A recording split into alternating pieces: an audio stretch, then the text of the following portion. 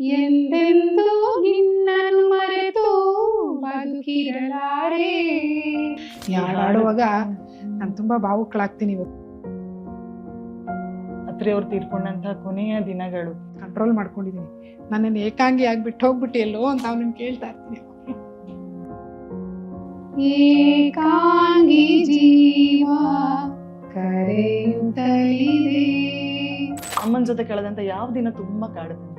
ಆ ಕಷ್ಟದ ಪರಿಸ್ಥಿತಿನಲ್ಲೂ ಕೂಡ ನನ್ನ ಈ ಆಸೆಗೆ ನೀರೆರೆದು ಅದಕ್ಕೆ ನನ್ನ ತಾಯಿನೇ ನಾನು ಯಾವತ್ತಿಗೂ ಅವಳಿಗೆ ಋಣಿ. ತಪ್ಪು ತಿಳ್ಕೊಂಡಿದ್ದಾರೆ ಎಲ್ಲರೂ, ಅವನು ಅನುಕರಿಸ್ತಿದ್ದ ಅಂತ. ರಾಂಗ್ ಅದು. ಹಳೆ ಬೇರು ಹೊಸ ಚಿಗುರು ಇದ್ದರೇನೆ ಮರ ಸೊಗಸು. ಬರೀ ಹೊಸ ಚಿಗುರು ಇಟ್ಕೊಂಡು ನೀವು ಹಳೆ ಬೇರನ್ನ ಕಿತ್ತು ಹಾಕ್ಬಿಟ್ರೆ ಏನ್ ಚೆನ್ನಾಗಿರುತ್ತೆ. ಅಸಂಬದ್ಧವಾಗಿ ಅಥವಾ ಶ್ರುತಿ ಇಲ್ಲದೆ ಲಯ ಇಲ್ಲದೆ ಹಾಡುವಂಥದ್ದನ್ನ ನಾವು ನೋಡಿದೀವಿ. ಹೇಳಿದ್ರೆ ನಿಮ್ಗೆಲ್ಲ ಇವತ್ತು ತಮಾಷೆ ಅಂತ ಅನ್ನಿಸ್ಬೋದು, ಆದ್ರೆ ಇದು ಸತ್ಯವಾದ ಘಟನೆ. ಶಾಸ್ತ್ರೀಯ ಸಂಗೀತ ಕಲ್ತವ್ರಾಗಿರ್ಲಿ ಅಥವಾ ಹಿಂದೂಸ್ತಾನಿ ಕಲ್ತಿರೋರಾಗಿರ್ಲಿ, ಚಿತ್ರಗೀತೆಗಳನ್ನ ಹಾಡುವಂಥದ್ದು ಅಷ್ಟೊಂದು ಒಳ್ಳೇದ. ಇತ್ತೀಚೆಗಿನ ಸಿನಿಮಾ ಹಾಡುಗಳು ಅಂತಂದ್ರೆ ನನಗೆ ಕ್ಷಮಿಸಿ ಅಂತಾನೆ ಹೇಳಬೇಕು.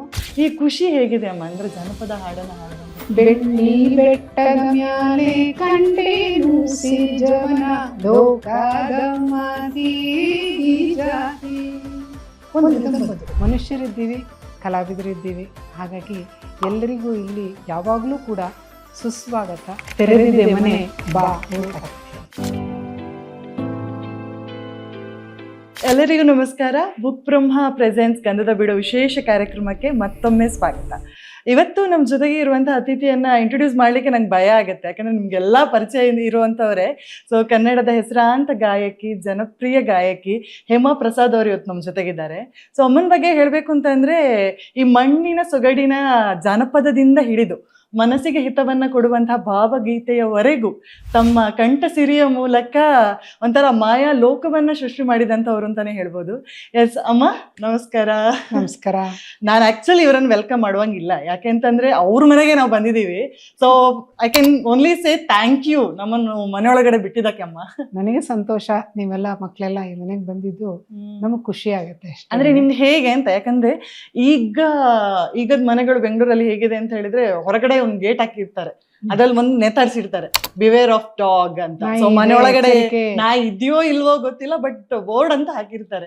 ನಿಮ್ಮಲ್ಲಿ ಹೇಗೆ ಅಮ್ಮ? ಅಂದ್ರೆ ಬರ್ತಿರ್ತಾರ? ಎಷ್ಟು ಜನ ನೀವು ಬಂದಾಗ ಖುಷಿ ಆಗುತ್ತೆ? ಇದು ಒಂದು ವಿಶೇಷ ಏನು ಅಂತಂದ್ರೆ, ಇದು ಕಲಾವಿದ್ರ ಮನೆ. ಹಾಗಾಗಿ ಇದು ಎಲ್ರಿಗೂ ಮನೆ. ಇಲ್ಲಿ ಯಾರಿಗೂ ನಿರ್ಬಂಧ ಇಲ್ಲ, ಯಾರು ಯಾವಾಗ ಬೇಕಾದ್ರೂ ಬರಬಹುದು. ಇಲ್ಲಿ ಕಾರ್ಯಕ್ರಮಗಳನ್ನ ಮಾಡ್ಬೋದು ಕೂಡ, ಇಲ್ಲಿ ಸಂತೋಷವಾಗಿ ಹಾಡ್ಕೊಂಡು ಹೋಗ್ಬೋದು, ನನ್ನ ಜೊತೆಗೆ ಮಾತಾಡ್ಕೊಂಡು ಹೋಗ್ಬೋದು. ನಾಯಿಗಳಿಲ್ಲ, ಮನುಷ್ಯರಿದ್ದೀವಿ. ಇಲ್ಲಿ ಮನುಷ್ಯರಿದ್ದೀವಿ, ಕಲಾವಿದರಿದ್ದೀವಿ. ಹಾಗಾಗಿ ಎಲ್ಲರಿಗೂ ಇಲ್ಲಿ ಯಾವಾಗಲೂ ಕೂಡ ಸುಸ್ವಾಗತ. ತೆರೆದಿದೆ ಮನೆ, ಬಾ. ತುಂಬಾ ಚೆನ್ನಾಗಿ ಹೇಳಿದ್ರೆ. ಆಕ್ಚುಲಿ ಸುಮಾರಷ್ಟು ಹೆಸರಾಂತ ವ್ಯಕ್ತಿಗಳು ಇಲ್ಲಿ ಸ್ಪರ್ಶ ಆಗಿದೆ ಅಂತ ಹೇಳ್ಕೊಂಡು, ಸೊ ಎಲ್ಲಾ ಕಡೆ ಓಡಾಡ್ಬೇಕು ಅಂತ ಅನಿಸ್ತಿದೆ ನನ್ಗೆ. ಯಾಕಂದ್ರೆ ಅಲ್ಲಿ ಅವರ ಒಂದಷ್ಟು ಕಲೆ ಬರುತ್ತೋ ಇಲ್ವೋ ಗೊತ್ತಿಲ್ಲ, ಆ ಉತ್ಸಾಹ, ಒಂದು ಏನೇ ಅಂತಾರೆ, ಆ ಸ್ಫೂರ್ತಿ ನಮಗೊಂದು ಸ್ವಲ್ಪ ಎಲ್ಲೋ ಆಗ್ಲಿ ಅಂತ ಹೇಳ್ಕೊಂಡು. ಯಾರೆಲ್ಲ ಬಂದಿದ್ರಮ್ಮ ಈ ಮನೆಗೆ? ಅದೊಂದು ಹಿರಿಯರ ಆಶೀರ್ವಾದ ಅಂತಾನೆ ಹೇಳ್ಬೇಕು. ಎಲ್ಲ ದಿಗ್ಗಜರು ಇಲ್ಲಿ ಕಾಲಿಟ್ಟು ಹೋಗಿದ್ದಾರೆ. ಅವರ ಒಂದು ಸಂವಹನ, ಕನ್ನಡದಲ್ಲಿ ಅರ್ಥ ಆಗದಿರ ಇರ್ಬೋದು, ಆ ವೈಬ್ರೇಷನ್ ಅಂತ ಏನು ಹೇಳ್ತೀವಿ, ಅದು ಈ ಕಲಾಮಂಟಪದಲ್ಲಿ ಸದಾ ಪ್ರತಿಧ್ವನಿಸ್ತಾ ಇರುತ್ತೆ. ಅದು ಒಂದು ನನಗೆ ಖುಷಿ ಕೊಡುವಂತಹ ಸಮಾಚಾರ. ಹಿರಿಯ ನಮ್ಮ ಮಾಜಿ ಸಚಿವರಾದಂತಹ ಶ್ರೀಮತಿ ಲೀಲಾದೇವಿ ಆರ್ ಪ್ರಸಾದ್ ಅವರು ಇರ್ಬೋದು, ಹಾಗೆ ಡಾಕ್ಟರ್ ಸಿದ್ಲಿಂಗ್ ಪಟ್ನಶೆಟ್ಟರು, doctor Hema Patnashetti, doctor BK Sumitra ಅವರು, ಮತ್ತು ಶ್ರೀ ಕನಕಗಿರಿ ಹುಸೇನ್ ಸಾಹೇಬರು, ಹಾಗೆಯೇ ಮತ್ತು ಶ್ರೀ ಸುಚೇಂದ್ರ ಪ್ರಸಾದ್ ಅವರು, ಮತ್ತು ಹಾಗೆ ಖ್ಯಾತ ಗಾಯಕಿಯರಾದಂಥ ಶ್ರೀಮತಿ MK ಜಯಶ್ರೀ ಅವರು, ಮತ್ತು ಚಂದ್ರಿಕಾ ಗುರುರಾಜ್ ಅವರು, ಆಮೇಲೆ ನಮ್ಮ ಸಂಗೀತ ನೃತ್ಯ ಅಕಾಡೆಮಿಯ ಮಾಜಿ ಅಧ್ಯಕ್ಷರಾದಂಥ ಶ್ರೀಮತಿ ವೈಜಯಂತಿ ಕಾಶಿ ಅವರು, ಮತ್ತು ಜಾನಪದದ ಕೋಗಿಲೆ ಡಾಕ್ಟರ್ ಬಾನಂದೂರ್ ಕೆಂಪಯ್ಯನವರು ಇರಬಹುದು, ಅಪ್ಗಿರೆ ತಿಮ್ಮರಾಜು ಇರಬಹುದು, ಮತ್ತು ಹಾಗೆ ನೋಡ್ತಾ ಹೋದರೆ ನೀವು ಇನ್ನೂ ತಬಲಾ ನಾಣಿಯವರು ಬಂದು ಹೋಗಿದ್ದಾರೆ. ಅವರು ಎಲ್ಲ ಈ ವೇದಿಕೆಯಲ್ಲಿ ಸನ್ಮಾನವನ್ನು ಸ್ವೀಕರಿಸಿದ್ದಾರೆ. ಹಾಗಾಗಿ ಇದು ನಮ್ಮದು ಚಿಕ್ಕದಾದರೂ ಚೊಕ್ಕವಾದ ಒಂದು ಕಲಾವಿದ್ರ ಮನೆ. ಇಲ್ಲಿ ಎಲ್ಲ ಕಲಾವಿದರು ಒಂದು ತಮ್ಮ ಪಾದ ಸ್ಪರ್ಶದಿಂದ ಇದನ್ನು ಇನ್ನೂ ಹೆಚ್ಚಿನ ಒಂದು ಪಾವನತೆಗೆ ತಗೊಂಡು ಹೋಗಿದ್ದಾರೆ ಅಂತ ಹೇಳ್ಬೋದು. ಯಾಕೆಂತಂದ್ರೆ ನೀವು ಹೇಳಿದಾಗ ನಂಗೆ ಅನಿಸ್ತು, ಗೂಸ್ ಬಂಪ್ಸ್ ಬರುತ್ತೆ. ಯಾಕೆಂತಂದ್ರೆ ಒಂದು ಕಲಾವಿದನಿಗೆ ಮನೆ ಆಗಿರ್ಬೋದು, ವೇದಿಕೆ ಆಗಿರ್ಬೋದು ಒಂಥರ ಸೆಕೆಂಡ್ ಮನೆ ಇದ್ದಂಗೆ. ಈ ವೇದಿಕೆ ಮತ್ತು ಕಲಾವಿದನ ಸಂಬಂಧದ ಬಗ್ಗೆ ಹೇಳೋದಾದ್ರೆ ಏನ್ ಹೇಳ್ತೀರಮ್ಮ? ಯಾಕೆಂತಂದ್ರೆ ಸೆಕೆಂಡ್ ಹೋಮ್, ನಾನು ಅವಾಗ್ಲೇ ಹೇಳಿದಾಗೆ ಒಂಥರ ತವ್ರ ಮನೆ ತರ ಅಂತಾನೆ ಹೇಳ್ಬೋದಾ ಏನೋ ಈ ಸಂಬಂಧವನ್ನ. ಸೊ ಎಷ್ಟೋ ಕಾರ್ಯಕ್ರಮಗಳಿಗೆ ನಾನು ಸಾಕಷ್ಟು ಕಲಾವಿದರನ್ನ ನೋಡಿದ್ದೀನಿ, ವೇದಿಕೆಯನ್ನ ಮುಟ್ಟಿ ನಮಸ್ಕರಿಸಿ ವೇದಿಕೆಯನ್ನ ಹಚ್ತಾರೆ. ಸೊ ಈ ಒಂದು ಸಂಬಂಧದ ಬಗ್ಗೆ. ನಮಗೆ ವೇದಿಕೆ ಅಂತಂದ್ರೆ ಅದು ರಂಗಮಂಟಪ ಅಥವಾ ರಂಗಮಂಚ ಅಂತ ಏನೇ ಕರಿತೀವಿ ನಾವು ಅದನ್ನ, ಅದು ನಮಗೆ ದೇವರ ಸಮಾನ. ಯಾಕೆಂದ್ರೆ ನಮ್ಮಲ್ಲಿ ಯಾವುದೇ ಕಲೆ ಇದ್ರೂ ಕೂಡ ಅದನ್ನ ಪ್ರದರ್ಶನ ಮಾಡಲಿಕ್ಕೆ ನಮಗೆ ಅದು ಅನುವು ಮಾಡಿಕೊಡುತ್ತೆ. ಹಾಗೆ ಆ ರಂಗ ಮಂಟಪ ಅಥವಾ ಆ ಕಲಾದೇವಿ ಏನಿರ್ತಾಳೆ ಅವಳ ಮೇಲೆ ನಾವು ಹೆಜ್ಜೆ ಇಟ್ಟು ಹೋಗ್ತಾ ಇದ್ದೀವಿ. ಆದ್ರಿಂದ ಅದನ್ನು ಕಣ್ಣಿಗೊತ್ಕೊಂಡು ನಮ್ಮಿಂದ ಏನೇ ತಪ್ಪಾದರೂ ಕೂಡ ಕ್ಷಮೆ ಇರಲಿ, ಜೊತೆಗೆ ನನ್ನ ಇಂದಿನ ಪ್ರದರ್ಶನ ಚೆನ್ನಾಗಾಗಲಿ, ಅದಕ್ಕೆ ನೀನು ಆಶೀರ್ವಾದ ಮಾಡು ತಾಯಿ ಅನ್ನುವಂಥ ಒಂದು ಮನೋಭಾವನೆಯಿಂದ ಅದಕ್ಕೆ ನಾವು ನಮಸ್ಕಾರ ಮಾಡ್ತೀವಿ ಹೊರತು ಸುಮ್ಮನೆ ಎಲ್ಲರೂ ಮಾಡ್ತಾರೆ ನಾನು ಹೀಗೆ ಮಾಡ್ತೀನಿ ಅಂತ ಹೇಳ್ಕೊಂಡು ಹೋಗೋದಲ್ಲ. ಮನಸ್ಸಿನಲ್ಲಿ ಆ ಭಾವನೆ ಬರಬೇಕು. ಅದು ಇವತ್ತಿನ ನಮ್ಮ ದೇವಾಲಯ. ಯಾಕೆಂತಂದ್ರೆ ನಮಗೆ ಅನ್ನ ಕೊಡುವಂತಹ ಜಾಗ, ಜೊತೆಗೆ ನಮ್ಮಲ್ಲಿರುವಂತಹ ಕಲೆಗೆ ಪ್ರದರ್ಶನಕ್ಕೆ ಅನುವು ಮಾಡಿಕೊಡ್ತಾ ಇದೆ. ನೀವು ಮನೆಯಲ್ಲಿ ಹಾಡ್ಕೊಳ್ಳೋದಕ್ಕೂ ವೇದಿಕೆ ಮೇಲೆ 4-6 ಜನರ ಮುಂದೆ ಹಾಡೋದಕ್ಕೂ ಬಹಳ ವ್ಯತ್ಯಾಸ ಇದೆ. ಅಥವಾ ಯಾವುದೇ ಒಂದು ನೃತ್ಯ ಇರ್ಬೋದು, ನಾಟಕ ಇರ್ಬೋದು, ಯಾವುದೇ ಇರ್ಬೋದು, ವೇದಿಕೆ ಮೇಲೆ ಮಾಡೋ ಪ್ರದರ್ಶನಕ್ಕೂ ಇದಕ್ಕೂ ಬಹಳ ವ್ಯತ್ಯಾಸ ಇರುತ್ತೆ. ಹಾಗಾಗಿ ಅದು ನಮಗೆ ಕಲಾವಿದರಿಗೆ ಒಂದು ಆ ಮನೋಭಾವನೆ ಇರುತ್ತೆ. ಅದನ್ನ ಯಾವುದೋ ಒಂದು ಫ್ರೇಜಿಗೆ ನೀವೊಂದು ಹೆಸರು ಕೊಡೋದಾದ್ರೆ, ಈ ಒಂದು ವೈಬ್ ಅನ್ನ, ಒಂದು ವೇದಿಕೆಗೆ ಒಂದು ಹೆಸರನ್ನ ಕೊಡೋದಾದ್ರೆ, ನಿಮ್ಮ ಜೀವನ ರೂಪಿಸ್ಕೊಳ್ಳಿಕ್ಕೆ ಈ ವೇದಿಕೆ ಕೊಟ್ಟಂತಹ ಒಂದು ಶಕ್ತಿಯ ಬಗ್ಗೆ ಒಂದು ವರ್ಡ್ ಅಲ್ಲಿ ಹೇಳೋದಾದ್ರೆ ಏನಂತ ಹೇಳ್ತೀರಮ್ಮ? ಹೇಳಕ್ಕಾಗತ್ತೆ ಏನು ಅದು ಏನು ಗೊತ್ತಾಗ್ತಾ ಇಲ್ಲ. ನೀಗ ಹೇಳ್ದಂಗೆ ಅಷ್ಟೇ, ಅದು ನನಗೆ ದೈವ ಸಮಾನವಾದ ಒಂದು ವೇದಿಕೆ ಅಷ್ಟೇ. ದೈವ ಶಕ್ತಿ ಇರುವಂತಹ ಒಂದು ವೇದಿಕೆ ಅಂತಾನೆ ಹೇಳ್ಬೋದು. ಸೊ ಈಗ ಏನು ಅಂತಂದ್ರೆ, ಈಗ ನೀವು ಹೇಳ್ದಂಗೆ ದೈವ ಶಕ್ತಿ ಇರುವಂತಹ ವೇದಿಕೆಯಲ್ಲಿ ಪ್ರದರ್ಶನ ಮಾಡುವಾಗ ಒಬ್ಬ ಕಲಾವಿದನಿಗಿರ್ಬೇಕಾದಂತ ಶಿಸ್ತು ಅಮ್ಮ. ಯಾಕೆಂತಂದ್ರೆ ಈಗ ನಾವು ನೋಡೋದಾದ್ರೆ ಸಂಗೀತ ಆಗಿರ್ಬೋದು, ಯಾವುದೇ ಒಂದು ಕ್ಷೇತ್ರದಲ್ಲಾಗಿರ್ಬೋದು, ಆ ಶಿಸ್ತು ಅನ್ನುವಂಥದ್ದು ಎಲ್ಲೋ ಕಳೆಗುಂತಾ ಇದೆ. ಅಂದ್ರೆ ಮುಂಚಿನ ಸಂಗೀತ ಕಚೇರಿಗಳನ್ನ ನೋಡಿದಾಗ ಕೆಳಗಡೆ ಚಾಪೆ ಹಾಕೊಂಡು ನಾವು ಕೂತು ಹಾಡ್ತಿದ್ದಂಥ ರೀತಿ ಆಗಿರ್ಬೋದು, ಸೊ ನಮ್ಮ ಗುರುಗಳು ಹಿಂದೆ ಕೂತ್ಕೊಂಡು ಅದನ್ನ ಆಲಿಸಿ ತಿದ್ದುವಂಥದ್ದಾಗಿರ್ಬೋದು, ಈ ಎಲ್ಲ ಸನ್ನಿವೇಶಗಳು ಈಗೆಲ್ಲೋ ಮರೆಯಾಗಿದೆ ನನ್ನ ಪ್ರಕಾರ. ಯಾಕಂತಂದ್ರೆ ಈಗೆಲ್ಲ ಸಂಗೀತ ಕಚೇರಿ ಅನ್ನುವಂಥದ್ದು ಆನ್ಲೈನ್ ಅನ್ನುವ ತನಕ ಬಂದು ತಲುಪಿದೆ. ಸೊ ಈ ವಿದ್ಯಮಾನವನ್ನ, ಈ ಬದಲಾವಣೆ ಬಗ್ಗೆ ಏನ್ ಮಾತಾಡ್ತೀರಾ ಅಂತ? ಇಲ್ಲಿ ನಾನು ಮೊದಲಿಗೆ ನೀವು ಹಿರಿಯರ ಬಗ್ಗೆ ಮಾತಾಡಿದ್ರಿ, ಒಂದು ಉದಾಹರಣೆ ಕೊಡ್ಲಿಕ್ಕೆ ಇಷ್ಟಪಡ್ತೀನಿ. ಹಿರಿಯ ಕಲಾವಿದರು ಯಾವತ್ತೂ ಕೂಡ ಒಂದು ಕಾರ್ಯಕ್ರಮವನ್ನು ಅಂದ್ರೆ ಒಂದು ಕಚೇರಿಯನ್ನ ಕೊಡಬೇಕಾದಾಗ ಯಾರಿಗೂ ಕೂಡ ಸಭೆಯಲ್ಲಿ ಕೂತಿರ್ತಕ್ಕಂಥ ಯಾರಿಗೇ ಆಗಲಿ, ಅಲ್ಲಿ ಹಿರಿಯರಿರ್ಬೋದು, ಕಿರಿಯರಿರ್ಬೋದು, ಯಾರೇ ಇರ್ಬೋದು, ಯಾರಿಗೂ ಸಹಿತ ತಮ್ಮ ಕಾಲು ಕಾಣಿಸ್ಬಾರ್ದು ಅನ್ನುವಂಥ ಒಂದು ಉದ್ದೇಶದಿಂದ ಒಂದು ಶಾಲನ್ನ ಹಾಕೊಂಡಿರ್ತಾರೆ. ನೀವು ಗಮನಿಸಿ. ಸಿತಾರ್ ವಾದಕರಲ್ಲಿ ಮುಖ್ಯವಾಗಿ ಕಾಲನ್ನ ಹೀಗೆ ಚಾಚ್ಕೊಂಡೇ ಹೀಗೆ ಇಟ್ಕೋಬೇಕು. ಅವರು ಸಹಿತ ಆ ಕಾಲು ಬೇರೆಯವ್ರಿಗೆ ಕಾಣಿಸ್ಬಾರ್ದು ಅಂತ ಅದ್ರ ಮೇಲೆ ಒಂದು ಶಾಲ್ ಹಾಕೊಂಡು ಕೂತಿರ್ತಾರೆ. ಅದು ಸಭ್ಯತೆಯ ಲಕ್ಷಣ. ಯಾಕೆಂದ್ರೆ ನಿಮ್ಗೆ ಅಣ್ಣ ಅವ್ರ ಮಾತು ನೆನಪಿರ್ಬೋದು, ಅಭಿಮಾನಿ ದೇವರುಗಳು ಅಂತ ಕರೀತಾ ಇದ್ರು. ಅಭಿಮಾನಿಗಳು ಅಂದ್ರೆ ಕಲಾ ರಸಿಕರು ದೇವರ ಸಮಾನ. ದೇವರು ನಮಗೆ ಪ್ರತ್ಯಕ್ಷವಾಗಿ ನಮಗೆ ದರ್ಶನ ಕೊಟ್ಟು ನಮ್ಮ ಒಂದು ಕಲೆಯನ್ನ ನೋಡೋದಿಲ್ಲ. ಆದ್ರೆ ಈ ಅಭಿಮಾನಿಗಳ ರೂಪದಲ್ಲಿ, ಕಲಾ ರಸಿಕರ ರೂಪದಲ್ಲಿ ಪರಮಾತ್ಮ ಕೂಡ ಇರ್ತಾನೆ ಅಂತ ಹೇಳಿ ನಮ್ದೊಂದು ಭಾವನೆ. ಹಾಗಾಗಿ ಅವರಿಗೆ ಕಾಲು ತೋರಿಸೋದು ಕೂಡ ಅಸಭ್ಯ. ಹಾಗೆ ಒಂದು ಶಿಸ್ತಿತ್ತು. ಅದು ಇತ್ತೀಚೆಗೆ ಅದು ಏನಾಗ್ತಾ ಇದೆ ಅಂತಂದ್ರೆ ಒಂದು ಧೋರಣೆ ಬರ್ತಾ ಇದೆ. ನಾನು ಮಾಡಿದ್ದೇ ಸರಿ, ಹಿರಿಯರು ಹಾಕೊಟ್ಟಿದ್ದನ್ನ ನಾವೇನ್ ಮಾಡ್ಬೇಕಾಗಿಲ್ಲ. ಇನ್ನೊಂದು ಮಾತು ಕೇಳಿ ಬರ್ತಾ ಇದೆ, ಅದು ಅವ್ರ ಕಾಲಕ್ಕಾಯ್ತು. ಕರೆಕ್ಟ್. ಓಬಿರಾಯನ ಕಾಲ. ಯಾವತ್ತು DVG ಅವರು ಹೇಳೋ ಹಾಗೆ ಹಳೆ ಬೇರು ಹೊಸ ಚಿಗುರು ಇದ್ದರೇನೆ ಮರ ಸೊಗಸು. ಬರೀ ಹೊಸ ಚಿಗುರು ಇಟ್ಕೊಂಡು ನೀವು ಹಳೆ ಬೇರನ್ನ ಕಿತ್ತು ಹಾಕ್ಬಿಟ್ರೆ ಏನ್ ಚೆನ್ನಾಗಿರುತ್ತೆ ಹೇಳಿ ನೋಡೋಣ. ರೆಂಬೆ ಕೊಂಬೆಗಳನ್ನ ಚಾಚಲಿಕ್ಕೆ ಆ ಹಳೆ ಬೇರು ಅಗಲವಾಗಿ ವಿಶಾಲವಾಗಿ ಇದ್ದಷ್ಟು ಚೆನ್ನ ಅಲ್ವಾ? ಈ ಮಾತನ್ನ ಎಲ್ಲ ಕಿರಿಯ ಕಲಾವಿದರು ಕೂಡ, ಅಂದ್ರೆ ಉದಯೋನ್ಮುಖ ಕಲಾವಿದರು, ಮುಂದಕ್ಕೆ ಬರ್ತಿರೋರು ಮನಸ್ಸಿನಲ್ಲಿ ಇಟ್ಕೊಂಡು ಕಲೆಯನ್ನ ಆರಾಧಿಸುವುದಷ್ಟೇ ಅಲ್ಲ, ಅದನ್ನ ಪೂಜೆಯ ತರ ಮಾಡಬೇಕು. ಹ್ಮ್ ಬರೀ ನಿಮಗೆ ಆಸಕ್ತಿ ಇದ್ದು ನೀವು ಹಾಡೋದಲ್ಲ, ಅದರಲ್ಲಿ ಒಂದು ಶ್ರದ್ಧೆ, ಒಂದು ಭಕ್ತಿ, ಒಂದು ಆರಾಧನೆ ಅದಿದ್ದಾಗ ಯಾವುದೇ ಕಲೆಯಾದರೂ ಕೂಡ ನಿಮಗೆ ತಾನೇ ತಾನಾಗಿ ಒಲಿಯುತ್ತೆ. ಯಾಕೆಂದ್ರೆ ಇದು ದೈವಿಕವಾದ ಕಲೆ, ನಿಜವಾಗಿ ನಮಗೆ ಭಗವಂತನಿಂದ ಬಂದಂತಹ ಕಲೆ ಇದು. ಇದನ್ನ ಯಾವತ್ತೂ ಕೂಡ ಅಸಡ್ಡೆ ಮಾಡಬೇಡಿ. ಅದನ್ನ ಭಕ್ತಿಯಿಂದ ಶ್ರದ್ಧೆಯಿಂದ ಪೂಜಿಸಿ ಆರಾಧಿಸಿ ಅಂತ ಮಾತ್ರ ನಾನು ಹೇಳಲಿಕ್ಕೆ ಇಷ್ಟಪಡ್ತೀನಿ. ಕರೆಕ್ಟ್. ತುಂಬಾ ಅರ್ಥವಾದ ಮಾತನ್ನ ನೀವು ಹೇಳಿದ್ರಿ ಅಂತಾನೆ ಹೇಳ್ಬೋದು. ಯಾಕಂತಂದ್ರೆ ಈಗ ಎಲ್ಲೋ ತಮ್ಮೊಳಗಿನ ಕಲೆಯನ್ನ ಗುರುತಿಸ್ಕೊಳ್ಳಿಕ್ಕೆ ಸೋಲ್ತಿದ್ದಾರಾ ಅಂತ ನಂಗೆ ಅನಿಸುತ್ತೆ. ಯಾಕೆಂತಂದ್ರೆ ಎಷ್ಟೋ ಮನೆಗಳಲ್ಲಿ ಕಲಾವಿದರು ಇರ್ತಾರೆ, ನನ್ನಲ್ಲಿ ಕಲೆ ಇದೆ ಅಂತ ಕೆಲವರಿಗೆ ಗೊತ್ತಿರೋದಿಲ್ಲ. ಇನ್ನು ಕೆಲವರು ಏನು ಅಂತ ಹೇಳಿದ್ರೆ ತೋರ್ಪಡಿಕೆ ಮಾಧ್ಯಮಗಳು ಬಂದ ನಂತರ ನಾನು ಒಂದು ಹಾಡ್ತೀನಿ ಅಂತ ಹೇಳ್ಕೊಂಡು ಏನೋ ಒಂದು ಅಸಂಬದ್ಧವಾಗಿ ಅಥವಾ ಶ್ರುತಿ ಇಲ್ಲದೆ ಲಯ ಇಲ್ಲದೆ ಹಾಡುವಂಥದ್ದನ್ನು ನಾವು ನೋಡಿದೀವಿ ಈಗ. ಸೊ ಈ ಗುರುತಿಸಿಕೊಳ್ಳುವುದು ಅಂತದ್ದು ಅಂತೇಳಿ ಮಾತಾಡಿದಾಗ ನಿಮ್ಮಲ್ಲಿ ಈ ಸಂಗೀತದ ಅಭಿರುಚಿ ಆಸಕ್ತಿ ಇದೆ ಅಂತ ನಿಮಗೆ ಗೊತ್ತಾಗಿದ್ದು ಹೇಗೆ, ಅಥವಾ ಯಾರ್ದಾರು ಮೂಲಕವಾಗಿ ಗೊತ್ತಾಯ್ತಾ? ಖಂಡಿತ ಇಲ್ಲ, ಯಾರ್ದು ಮೂಲಕ ಅಂತ ನಾನು ಇದಕ್ಕೇನು ಹೇಳಕ್ಕಾಗಲ್ಲ. ನನಗೆ ಚಿಕ್ಕ ವಯಸ್ಸಿನಿಂದ ಒಂದು ಹುಚ್ಚು. ನಮಗೆ ನಮ್ಮ ಕಾಲದಲ್ಲಿ ರೇಡಿಯೋನೂ ಇಲ್ಲ, ಟೇಪ್ ರೆಕಾರ್ಡ್ರು ಇಲ್ಲ, ಈ ಫೋನ್ಗಳಂತೂ ನಾವು ಕಂಡಿದ್ದೇ ಇಲ್ಲ ಬಿಡಿ. ನಾವೆಲ್ಲ ದೊಡ್ಡವರಾದ್ಮೇಲೆ ಇದೆಲ್ಲ ಬಂದಿರೋದು. ಹಾಗಾಗಿ ನಮಗೆ ಮಾಧ್ಯಮ ಅಂತ ಇದ್ದಿದ್ದು ಅವಾಗ ನಾವಿದ್ದಿದ್ದು ಚಿಕ್ಕ ಊರು ಕನಕಪುರ. ಆ ಊರಿನಲ್ಲಿ ನಮ್ಗೇನು 2 ಮಾಧ್ಯಮ ಇತ್ತು ಈ ಹಾಡುಗಳನ್ನ ಕೇಳಲಿಕ್ಕೆ. ಹೇಳಿದ್ರೆ ನಿಮ್ಗೆಲ್ಲ ಇವತ್ತು ತಮಾಷೆ ಅಂತ ಅನ್ನಿಸ್ಬೋದು, ಆದ್ರೆ ಇದು ಸತ್ಯವಾದ ಘಟನೆ. ನಾವು ಹೇಗೆ ಇದನ್ನು ಕಲ್ತ್ವಿ ಅಂತ ನಿಮ್ಗೆ ಹೇಳಕ್ಕೆ ಇಷ್ಟಪಡ್ತೀನಿ. ಟೂರಿಂಗ್ ಟಾಕೀಸ್ ಒಂದಿತ್ತು ಕನಕಪುರದಲ್ಲಿ.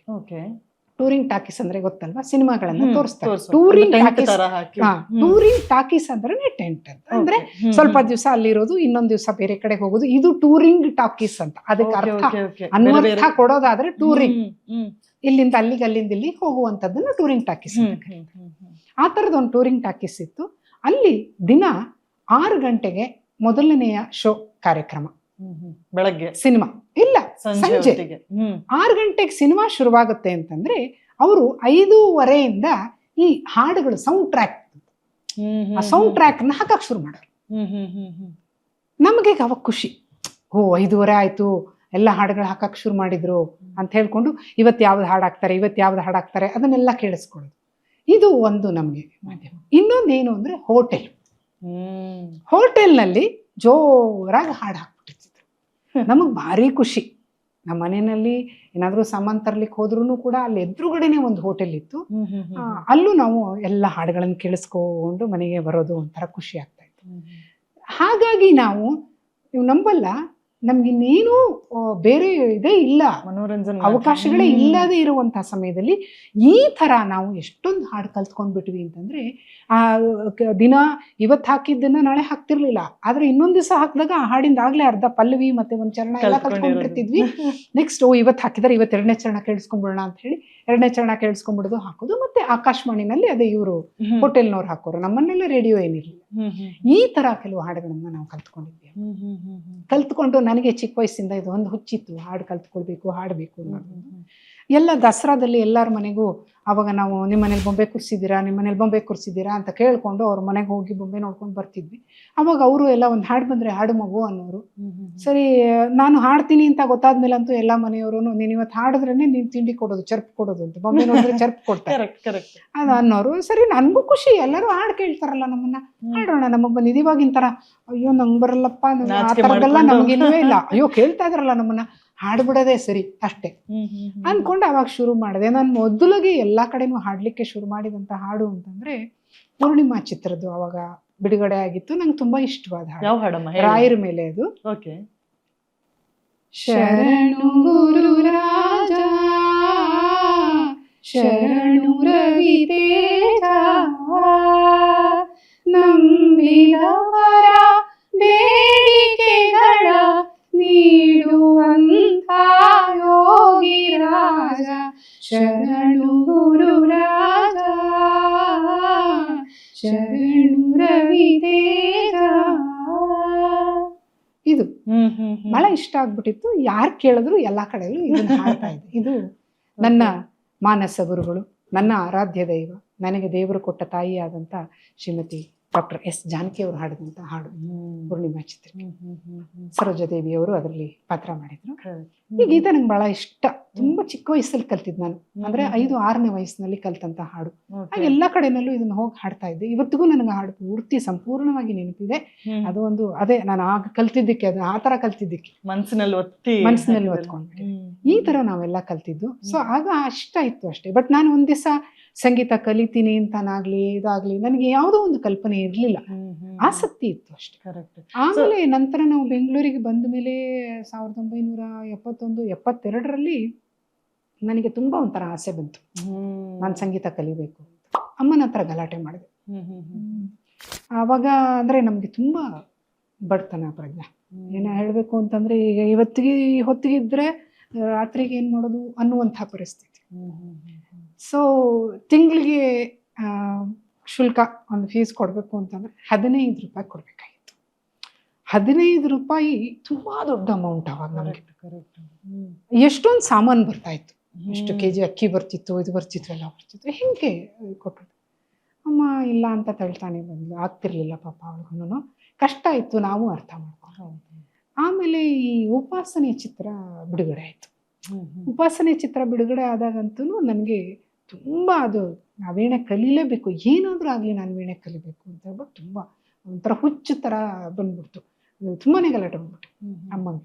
ಅಮ್ಮ ಏನು ಕೆಲಸ ಮಾಡ್ತಿದ್ರು? ಅಮ್ಮ ಏನೂ ಕೆಲಸ ಮಾಡ್ತಿಲ್ಲ, ಅವಾಗ ಮನೆ ಕೆಲಸ ಮಾಡ್ತಿಲ್ಲ. ಅವ್ರ ಮನೇಲಿ ಫಸ್ಟು ಅಡುಗೆ ಮಾಡಿಕೊಂಡು ಅದು ಮಾಡ್ತಿದ್ಲು. ಅಷ್ಟೊತ್ತಿಗಾಗಲೇ ನಮ್ಮ ದೊಡ್ಡಣ್ಣ ಕೆಲ್ಸಕ್ಕೆ ಸೇರ್ಕೊಂಡಿದ್ರು, ನಮ್ಮ ಎರಡನೇ ಅಣ್ಣನೂ ಕೆಲ್ಸಕ್ಕೆ ಸೇರ್ಕೊಂಡಿದ್ರು. ಸೊ ಅಣ್ಣಂದ್ರಿಬ್ರು ಮನೆ ನೋಡ್ಕೊಳ್ತಾ ಇದ್ರು. ಆದ್ರೂ ಯಾವುದನ್ನು ದುಡ್ಡು ಹಂಗೆ ಪೋಲ್ ಮಾಡಕ್ ಆಗ್ತಿರ್ಲಿಲ್ಲ ಅಮ್ಮಗೆ. ನಾನು ತುಂಬಾ ಗಲಾಟೆ ಉಂಟು, ನಂಗೆ ಹತ್ತಲೆಲ್ಲ ತಡ್ಕೊಳಕ್ಕಾಗಲ್ಲ, ನಂಗೆ ಏನಾದ್ರೂ ಆಗ್ಲಿ ನಂಗೆ ಕಲಿಬೇಕು. ಅವಾಗ ನಿಜವಾಗ್ಲೂ ನನ್ನ ತಾಯಿ ಆ ಕಷ್ಟದ ಪರಿಸ್ಥಿತಿನಲ್ಲೂ ಕೂಡ ನನ್ನ ಈ ಆಸೆಗೆ ನೀರೆರೆದು ಸಂಗೀತ ಪಾಠಕ್ಕೆ ಸೇರಿಸಿದ್ರು. ಮೊದಲು ವೀಣೆಗೆ ನನ್ನ ಪ್ರಥಮ ಗುರುಗಳು ಡಾಕ್ಟರ್ ಶ್ರೀಮತಿ ವನಜಾಕ್ಷಮ್ಮ ಅಂತ ಹೇಳಿ, ನಿಮ್ಗೆ ಲಂಬು ನಾಗೇಶ್ ಅಂತ ಗೊತ್ತಿರ್ಬೋದು, ಸಿನಿಮಾದಲ್ಲೆಲ್ಲ ಪಾತ್ರ ಮಾಡ್ತಾ ಇದ್ರು ಸೀರಿಯಲ್. ಅವ್ರ ತಾಯಿಯವರು, ಅವರೇ ನನ್ನ ಪ್ರಥಮ ಗುರುಗಳು ಕರ್ನಾಟಕ ಸಂಗೀತದಲ್ಲಿ. ಅಲ್ಲಿ ನಾನು ನನ್ನ ಸಂಗೀತದ ವಿದ್ಯಾಭ್ಯಾಸವನ್ನ ಶುರು ಮಾಡಿದ್ದು. ಅದಕ್ಕೆ ನನ್ನ ತಾಯಿನೇ ಮೂಲ ಕಾರಣ. ನಾನು ಯಾವತ್ತಿಗೂ ಅವಳಿಗೆ ಋಣಿಯಾಗಿರ್ತೀನಿ. ತುಂಬ ಭಾವುಕವಾದಂಥ ಸನ್ನಿವೇಶ ಇದು. ಯಾಕೆಂತಂದ್ರೆ ಪ್ರತಿ ಒಂದು ಮನೇಲಿ ಕೂಡ ಹಾಗೆ ಒಂದು ತಾಯಿ ಅನ್ನುವಂಥ ಒಂದು ವ್ಯಕ್ತಿ ಒಬ್ಬ ಮನುಷ್ಯನನ್ನು ಎಷ್ಟೊಂದು ರೂಪವನ್ನು ಬದಲಾಯಿಸ್ತಾಳಲ್ಲ. ಹುಟ್ಟಿದಾಗಿನಿಂದ ಹಿಡಿದು ಬೆಳೆಯುವ ತನಕ ಆ ತಾಯಿ ಕೊಡುವಂಥ ನೆರಳು ಒಂಥರ ವೃಕ್ಷ ದೇವತೆ ಥರನೇ ಸಮಾನ ಅಂತ ಹೇಳ್ಬೋದು. ಸೊ ಅಮ್ಮನ ದಿನ, ಅಮ್ಮ ಅಂತ ಹೇಳಿದಾಗ ಅಮ್ಮನ ಜೊತೆ ಕಳೆದಂಥ ಯಾವ ದಿನ ತುಂಬ ಕಾಡುತ್ತೆ ನಿಮಗೆ? ಅಂದರೆ ನಮ್ದು ಅದೇ ಹೇಳದ್ನಲ್ಲ, ಈಗ ಸುಖವಾಗಿರೋರಿಗೆ ಒಂಥರ ನೆನಪುಗಳು, ನಮಗೆ ಕಷ್ಟದ ದಿನಗಳದ್ದು ಒಂಥರ ನೆನಪುಗಳು. ನಾವು ಕಷ್ಟನೇ ಜಾಸ್ತಿ ಪಟ್ಟಿದ್ದು. ಅಮ್ಮ ಅಂತೂ ತುಂಬ ಕಷ್ಟದಲ್ಲೇ ಜೀವಿಸ್ಬಿಟ್ರು.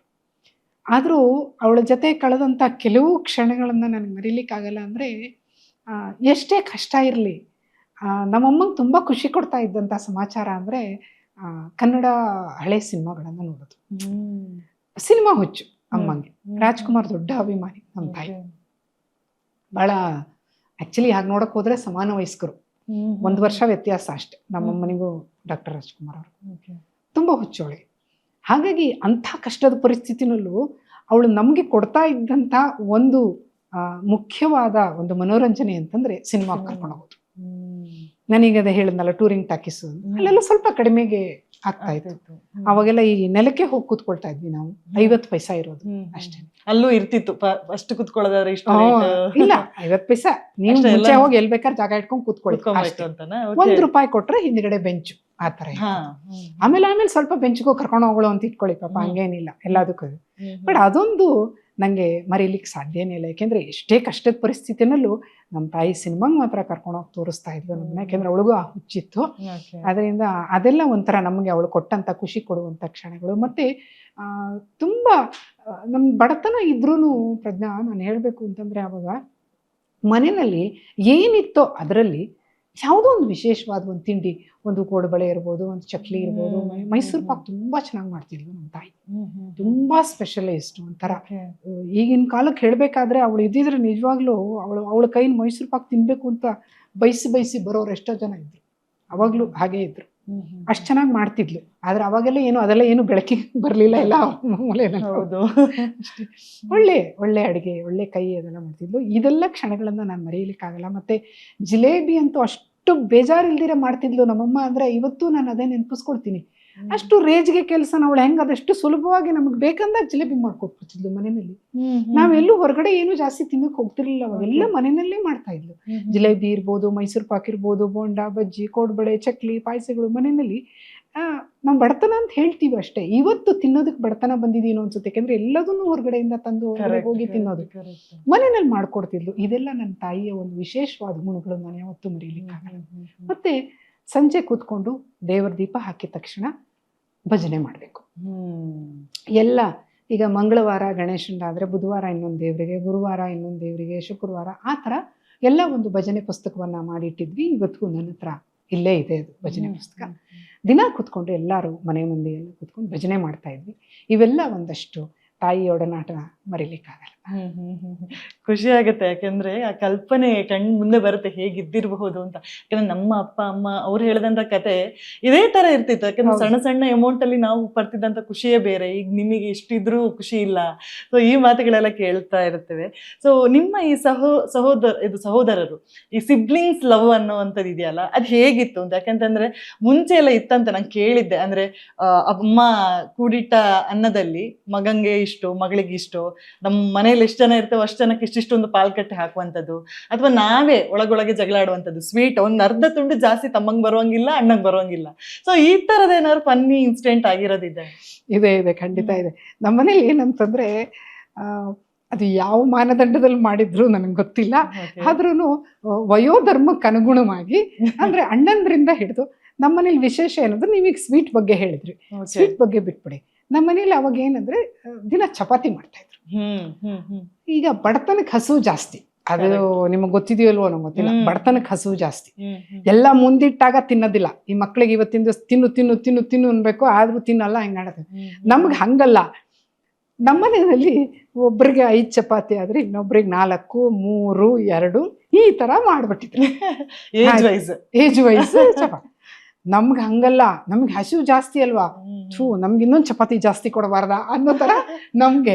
ನನ್ನ ತಮ್ಮ ಜಗಳ ಆಡೋನು, ಅವನು ಜಿವಿ ಅವರು, ನಂಗೆ ಬೇಕು, ನಂಗೆ ಇನ್ನೊಂದು ಚಪಾತಿ ಬೇಕು, ನಾನು ಇನ್ನೊಂದು ಚಪಾತಿ ತಿನ್ಬೇಕು ಅಂತ ಹೇಳ್ಕೊಂಡು ಇದೆಲ್ಲ ಒಂದ್ ಸ್ವಲ್ಪ ನಡೀತಾ ಇತ್ತು. ಚಪಾತಿ ವಿಷಯಕ್ಕಂತೂ ಡೈಲಿ ನಡೀತಿತ್ತು.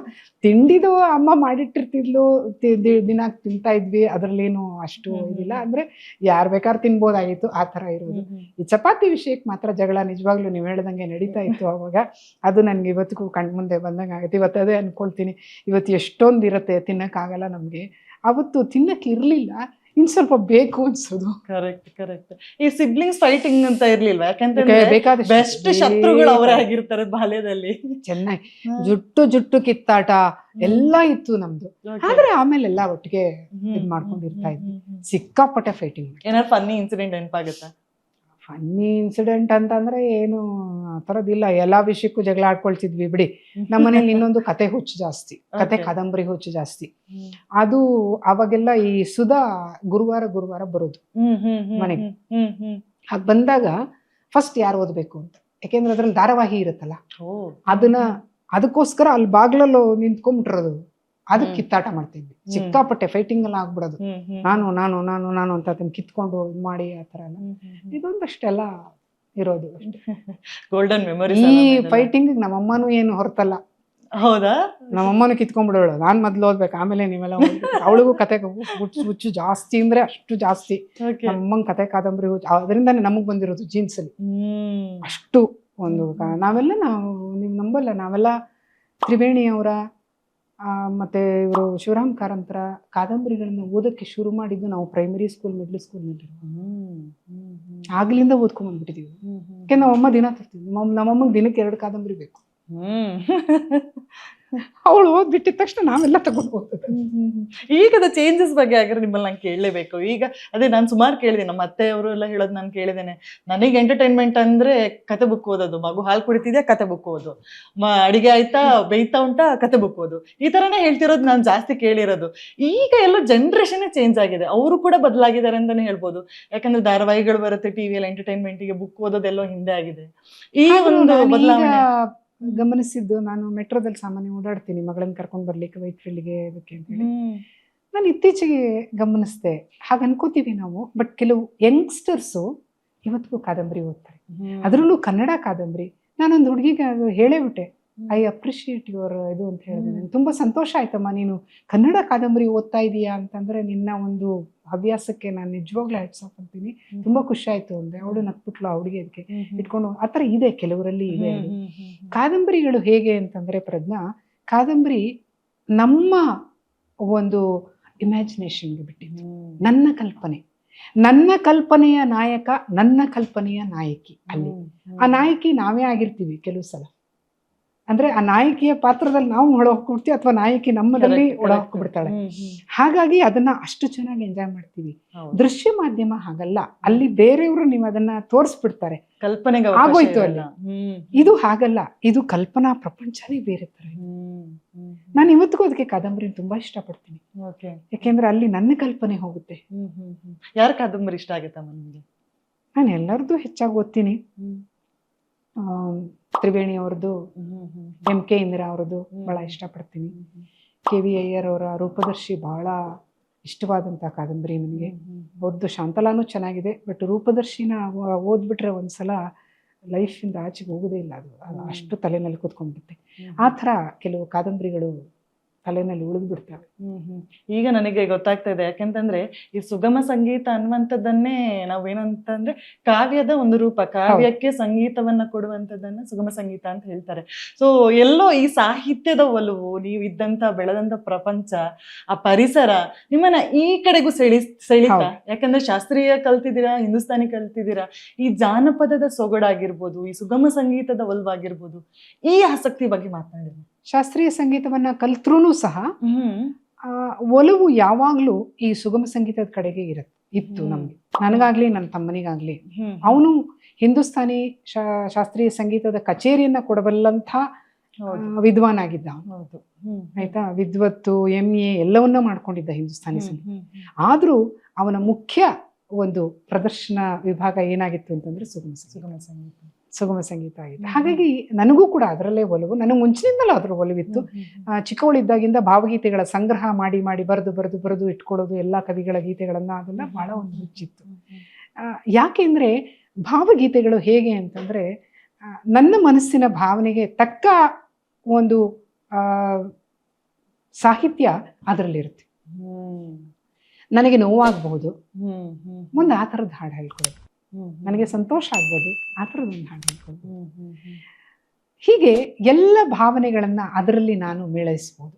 ಹಾಗಾಗಿ ಈ ಭಾವಗೀತೆ ಅಥವಾ ಸುಗಮ ಸಂಗೀತ, ಜಾನಪದ ಇವೆಲ್ಲ ನಮಗೆ ಆತ್ಮೀಯ ಆಯ್ತು. ಅದು ನನ್ನ ಒಂದು ಕ್ಷೇತ್ರ ಆಯ್ತು. ಸೊ ಆ ಕ್ಷೇತ್ರವನ್ನ ನಾವಿಬ್ರು, ನಾನಾಗ್ಲಿ ನನ್ನ ತಮ್ಮ ಆಗ್ಲಿ, ಇಷ್ಟಪಟ್ಟು ಆರಿಸ್ಕೊಂಡ್ವಿ. ಹಾಗಾಗಿ ಅದೇ ನಮ್ಮ ಮುಖ್ಯ ಕ್ಷೇತ್ರವೂ ಆಯ್ತು. ನಾನು ಇವತ್ತಿಗೂ ಶಾಸ್ತ್ರೀಯ ಸಂಗೀತದ ಪಾಠವನ್ನ ಮಾಡ್ತೀನಿ.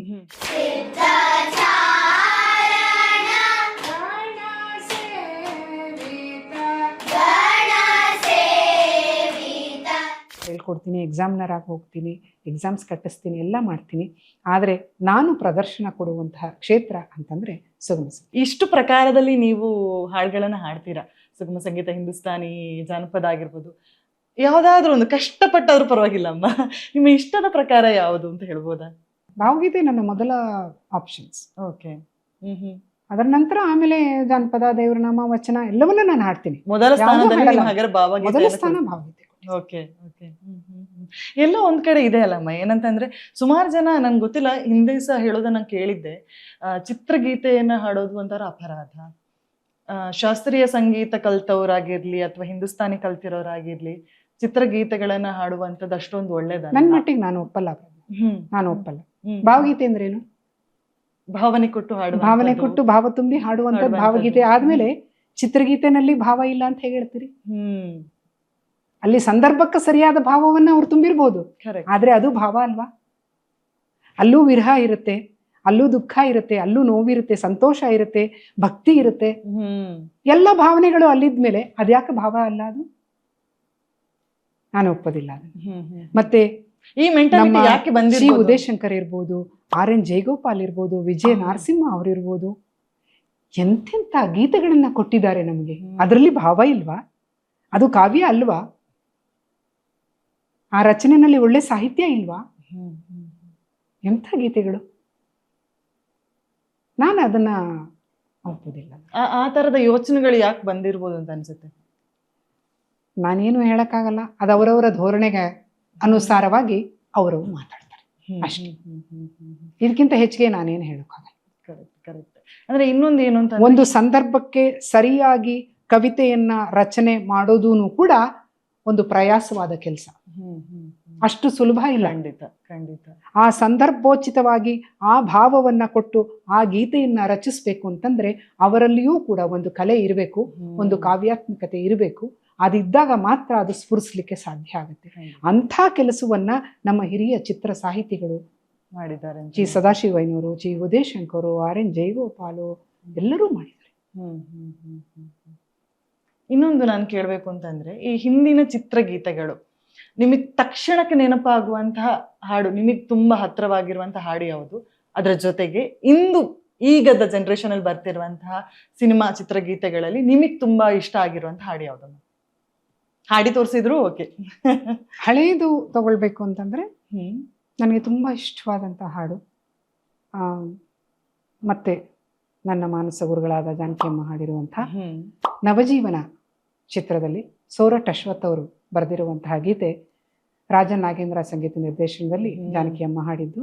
ಕರೆಯೇ ಕೋಗಿಲೆ ಮಾಧವನ ಕಾತರ ತುಂಬಿದ ಈ ನಯನ, ಕಾಣಲು ಕಾದಿದೆ ಪ್ರಿಯತಮನ, ಕರೆಯೇ ಕೋಗಿಲೆ ಮಾಧವನ. ಇದು ನನಗೆ ಇದ್ರಲ್ಲಿ ಭಾವ ಇಲ್ಲ ಅಂತೀರಾ? ಇದು ಒಬ್ಬ ರಾಧೆ ಹಾಡ್ಬೋದಲ್ಲ. ಸೋರಠ್ ಅಶ್ವಥ್ ಅವ್ರು ಬರೆದಿರುವಂತಹ ಗೀತೆ. ಇತ್ತೀಚೆಗಿನ ಸಿನಿಮಾ ಹಾಡುಗಳು ಅಂತಂದ್ರೆ ನಾನು ಕ್ಷಮಿಸಿ ಅಂತಾನೆ ಹೇಳಬೇಕು. ಯಾಕೆಂದ್ರೆ ಯಾವುದು ತಲೆನಲ್ಲಿ ಅಷ್ಟು ನನಗೆ ಉಳ್ಕೊಂಡ ಜ್ಞಾಪಕ ಇಲ್ಲ. ಅಂದ್ರೆ ಅದು ಇದು ಎಲ್ಲರೂ ಹಾಡ್ತಾರಲ್ಲ, ಅದು ಅರಳುವ ಹೂವುಗಳೇ ಆಲಿಸಿರಿ, ಬಾಳೊಂದು ಹೋರಾಟ ಮರೆಯದಿರಿ. ಅದು ಸ್ವಲ್ಪ ಸಾಹಿತ್ಯ ಚೆನ್ನಾಗಿದೆ, ಹಾಗಾಗಿ ಅದು ನನಗೆ ಇಷ್ಟ ಆಗುತ್ತೆ. Okay okay. ಸೊ ಫ್ರೀ ಟೈಮಲ್ಲಿ, ಅಂದ್ರೆ ಹಿಂದೆಲ್ಲ ನೀವು ಹೇಳಿದ್ರಿ ಟೆಂಟಿಗೆ ಹೋಗಿ ನಾನು ಸಿನಿಮಾ ನೋಡ್ತಿದ್ದೆ ಅಂತ, ಈಗ ಹೇಗೆ ಟೈಮ್ ಪಾಸ್ ಮಾಡ್ತೀರಾ ಅಂತ? ಈಗ ಸಿನಿಮಾ ಮಂದಿರಕ್ಕೆ ಹೋಗ್ತೀರಾ, ಸಿನಿಮಾಗಳು ನೋಡ್ತೀರಾ? ಸ್ವಲ್ಪ ಕಮ್ಮಿ ಆಗಿದೆ ಅಂತ ಹೇಳ್ಬೋದು. ಆ ಒಂದು ಇದಿಲ್ಲ, ಯಾಕೆಂದ್ರೆ ಈಗೆಲ್ಲ ನಮ್ಗೆ ಮನೆಯಲ್ಲೇ ದೂರದರ್ಶನ ಇರೋದ್ರಿಂದ ಅದರಲ್ಲಿ ಬರುವಂಥದ್ದನ್ನ ನೋಡ್ಕೊಳ್ತಿರ್ತೀವಿ. ಇನ್ನು ಚಾನೆಲ್ಗಳಿದಾವೆ, ನೀವು ಹೇಳ್ದಂಗೆ ಯಾವ್ದು ಬೇಕೋ ಅದನ್ನ ಹಾಕೊಂಡು ನೋಡುವಂಥ ಅವಕಾಶಗಳಿದಾವೆ. ಹಾಗಾಗಿ ಹೊರಗಡೆ ಹೋಗೋದು ಸ್ವಲ್ಪ ಕಮ್ಮಿ ಆಗಿದೆ ಅಂತ ಹೇಳ್ಬೋದು. ತುಂಬಾ ಒಳ್ಳೆಯ ಒಂದು ಸಿನಿಮಾ ಬಂದ್ರೆ ಹೋಗ್ತೀವಿ ಅಷ್ಟೇ. ಇತ್ತೀಚೆಗೆ ಕೆಲವು ಹರಿದಾಸ ದಿನಚರಿ ಇರ್ಬೋದು, ಮತ್ತೆ ಆ ಥರದ್ದು ಮಾತ್ರ ನಾವು ಥಿಯೇಟ್ರಿಗೆ ಹೋಗಿ ನೋಡಿದ್ವಿ ಅಷ್ಟೇ. ಇನ್ನೆಲ್ಲ ನಾವು ಮನೆಯಲ್ಲೇ ನೋಡೋದು. ನನಗೆ ಸಮಯ ಇದು ಅಂತಂದ್ರೆ ನನಗೆ ಕ್ಲಾಸಸ್ ಇರುತ್ತೆ, ಸಂಗೀತ ಕ್ಲಾಸಸ್ ಇರುತ್ತೆ, ಮತ್ತೆ ನನ್ನ ಸಂಗೀತದ್ದು ಅಭ್ಯಾಸಗಳು ಇರ್ತದೆ. ಜೊತೆಗೆ ಅಲ್ಲಿ ಇಲ್ಲಿ ಸಣ್ಣ ಪುಟ್ಟ ಕಾರ್ಯಕ್ರಮಗಳು ಮಾಡೋದು, ಅದು ಹೋಗ್ತಿರ್ತೀನಿ. ಜೊತೆಗೆ ಅತಿಥಿಯಾಗಿ ಕರೀತಾರೆ, ಅಂಥ ಕಾರ್ಯಕ್ರಮಕ್ಕೂ ಹೋಗ್ತಾ ಇರ್ತೀನಿ. ಹೀಗಾಗಿ ಮತ್ತೆ ನನ್ನ ಅಡಿಗೆ ತಿಂಡಿ ಊಟ, ನನ್ನ ದೈನಂದಿನ ದಿನಚರಿಗಳು ಅದರಲ್ಲಿ ಕಳೆದು ಹೋಗ್ತಾ ಇದೆ. ಈಗ ನೀವು ಮಾತಾಡ್ತಾ ಹೇಳಿದ್ರಿ ಬಿಡು ಸಿಕ್ಕಾಗೆಲ್ಲ ಹಾಡಾಡ್ತೀನಿ ಅಥವಾ ಕ್ಲಾಸ್ ತಗೊಳ್ತೀನಿ ಅಂತ ಹೇಳಿ. ಸೊ ಹಿಂದಿನ ನಿಮ್ಮ ಗುರು ಶಿಷ್ಯ ಪರಂಪರೆಯ ಒಂದು ಸಂಬಂಧ ಇದೆಯಲ್ಲ, ಅದು ಹೇಗಿತ್ತಮ್ಮ? ಯಾಕೆಂತಂದ್ರೆ ಮುಂಚೆ ನಿಮ್ ನೆನಪಿದ್ದಿರ್ಬೋದಾ, ಅಂದ್ರೆ ಹೇಗ್ ಪ್ರಾಕ್ಟೀಸ್ ಮಾಡ್ತಿದ್ರಿ ನೀವು ಸಂಗೀತವನ್ನ? ಮುಂಚೆ ಆ ರಸಮಂಜರಿ ಪುಸ್ತಕಗಳೆಲ್ಲ ಬರ್ತಿತ್ತು, ಸೊ ಪದ್ಯಗಳು ಬರ್ದಿರುವಂಥದ್ದು, ಅದನ್ನ ನೋಡ್ಕೊಂಡು ನಾವು ಪ್ರಾಕ್ಟೀಸ್ ಮಾಡಿ, ಅದು ನಮ್ ಕಣ್ಣೇ ಇದ್ರೆ ಆ ಜನರೇಷನ್ ಪಾಸ್ ಆಯ್ತು ಅಂತಾನೆ ಹೇಳ್ಬೋದು. ಆಮೇಲೆ ಮೊಬೈಲ್ ಅಲ್ಲಿ ಕೇಳಕ್ ಶುರು ಮಾಡಿದ್ವಿ. ಸೊ ನಿಮ್ಮ ಕಲಿಕೆಯ ಹಂತದ, ಗುರು ಶಿಷ್ಯ ಪರಂಪರೆಯ ಕಲಿಕೆಯ ಹಂತದ ದಿನಗಳನ್ನ ನೆನಪಿಸ್ಕೊಳ್ಬೋದಾ ಅಂತ? ನೋಡಿ, ನಮ್ಮ ಹಂತದಲ್ಲಿ ನಮ್ಗೆ ಯಾವುದೇ ಇದಕ್ಕೇನಂತೀರಿ ನೀವು, ಈ ಗ್ಯಾಡ್ಜೆಟ್ಸ್ ಯಾವುದೂ ಇರಲಿಲ್ಲ. ಹಾಗಾಗಿ ನಮ್ಗೆ ನಮ್ಮ ಗುರುಗಳು ಏನು ಕ್ಲಾಸಲ್ಲಿ ಪಾಠ ಮಾಡ್ತಾ ಇದ್ರು ಅದನ್ನು ತಕ್ಷಣ ಮನೆಗೆ ಬಂದು ಅಭ್ಯಾಸ ಮಾಡಿಕೊಂಡು ತಲೆಯಲ್ಲಿ ಕೂರಿಸ್ಕೊಂಡು ಅದನ್ನೇ ಮನಸ್ಸಿನಲ್ಲಿ ಇಟ್ಕೊಂಡು ದಿನವೂ ಅಭ್ಯಾಸ ಮಾಡಿ ಅವ್ರಿಗೆ ಹೋಗಿ ಒಪ್ಪಿಸ್ಬೇಕಾಗಿತ್ತು. ಆವಾಗೆಲ್ಲ ಇದೇ ಇದ್ದಿದ್ದು. ಮತ್ತೆ ಅಭ್ಯಾಸ ಮಾಡಲಿಲ್ಲ ಅಂತಂದರೆ ನಮ್ಮ ಗುರುಗಳು ಎಷ್ಟೇ ಪ್ರೀತಿ ವಿಶ್ವಾಸ ತೋರಿಸಿದ್ರು ಕೂಡ ಅದಕ್ಕೆ ತಕ್ಕಂಗೆ ದಂಡನೆನೂ ಇಟ್ಟಿರ್ತಾ ಇದ್ರು. ಒಂದು ಮನೆ ನಾವು ಹೀಗೆ ತಪ್ಪು ಮಾಡಿದರೆ ಇಲ್ಲಿಗೆ ಪಟ್ ಅಂತ ಒಂದು ಹೊಡಿಯೋರು, ಒಂದು ಉದ್ದ ಕೋಲ್ ಹಿಂಗೆ ಇಟ್ಕೊಂಡಿರ್ತಿದ್ರು, ಎದುರು ವೇಣೆ ಅವ್ರದ್ದು, ನಾವು ಆ ಕಡೆಗೆ ಇರ್ತಾ ಇದ್ವಿ, ಪಟ್ ಅಂತ ಹಿಂಗೆ ಒಂದು ಹೊಡಿಯೋರು, ಅದು ಚುಳುಗುಡ್ತಾ ಇರೋದು. ಸೊ ತಪ್ಪು ಮಾಡಿದೀನಿ ನಾನು ಇವತ್ತು ಅನ್ನೋದು ಗೊತ್ತಾಗುತ್ತೆ. ಆ ಥರ ಇರ್ತಾ ಇತ್ತು ನಮ್ಮದು ಅಭ್ಯಾಸ. ದಿನ ಮನೆಯಲ್ಲಿ ಅಭ್ಯಾಸ ಮಾಡಬೇಕು, ಹೋಗ್ಬೇಕು. ಜೊತೆಗೆ ನನ್ನ ತಾಯಿ ಅದಕ್ಕೆ ಸೊಪ್ಪು ಹಾಕ್ತಿರ್ಲಿಲ್ಲ. ಹೊಡೀರಿ ಅಂತಾನೆ ಕೊಡಿ, ಮನೆಯಲ್ಲಿ ಅಭ್ಯಾಸ ಮಾಡಿಲ್ಲ ಅವಳು ಇವತ್ತು ನಿನಗೆ ಯಾಕೆ ಇನ್ನು ಆ ಥರ. ಇವತ್ತು ಹಾಗಲ್ಲ. ಒಂದಿಷ್ಟುದ್ದದ ಮಗು ಕೇಳುತ್ತೆ, ಮ್ಯಾಮ್ ನೀವು ರೆಕಾರ್ಡೇ ಕಳಿಸಿರ್ಲಿಲ್ಲ, ಯಾಕೆ ಪ್ರಾಕ್ಟೀಸ್ ಮಾಡ್ಕೊಂಡ್ ಬಂದಿಲ್ಲ ಅಂತ ನಾವು ಕೇಳಿದ್ರೆ, ಮ್ಯಾಮ್ ನೀವು ರೆಕಾರ್ಡೇ ಕಳಿಸಿರ್ಲಿಲ್ಲ ನೋಡಿ ಹೇಗೆ, ನಾನು ಇಲ್ಲಿ ಹೇಳ್ಕೊಟ್ಟಿರ್ತೀನಲ್ವಾ, ಅದನ್ನ ಜ್ಞಾಪಕ ಇಟ್ಕೊಂಡು ಮಾಡ್ಕೊಂಡ್ ಬರ್ಬೋದಲ್ವಾ. ರೆಕಾರ್ಡ್ ಕಳಿಸ್ಬೇಕು, ರೆಕಾರ್ಡ್ ಕಳಿಸ್ಬೇಕು. ಮತ್ತೆ ಬೈದ್ರೆ ಅವ್ರ ಅಮ್ಮಂದ್ರ ಬೇಕಾದ್ರೆ ಇಲ್ಲೇ ಬಾಗ್ಲಲ್ಲಿ ಬಂದು ನಿಂತ್ಕೊಂಡ್ಬಿಟ್ಟಿರ್ತಾರೆ. ಬೈದ್ರಂತೆ ಅವರು, ಪಾಪ ಅಭ್ಯಾಸ ಮಾಡಿದಾಳೆ, ಅದು ಯಾಕೋ ಬರಲಿಲ್ಲ, ಈ ಥರ. ಇದಕ್ಕೆ ನೀವೇನು ಹೇಳ್ತೀರಾ? ಇಲ್ಲಿ ಯಾರನ್ನ ಹಾಳು ಮಾಡ್ತಾ ಇದ್ದಾರೆ?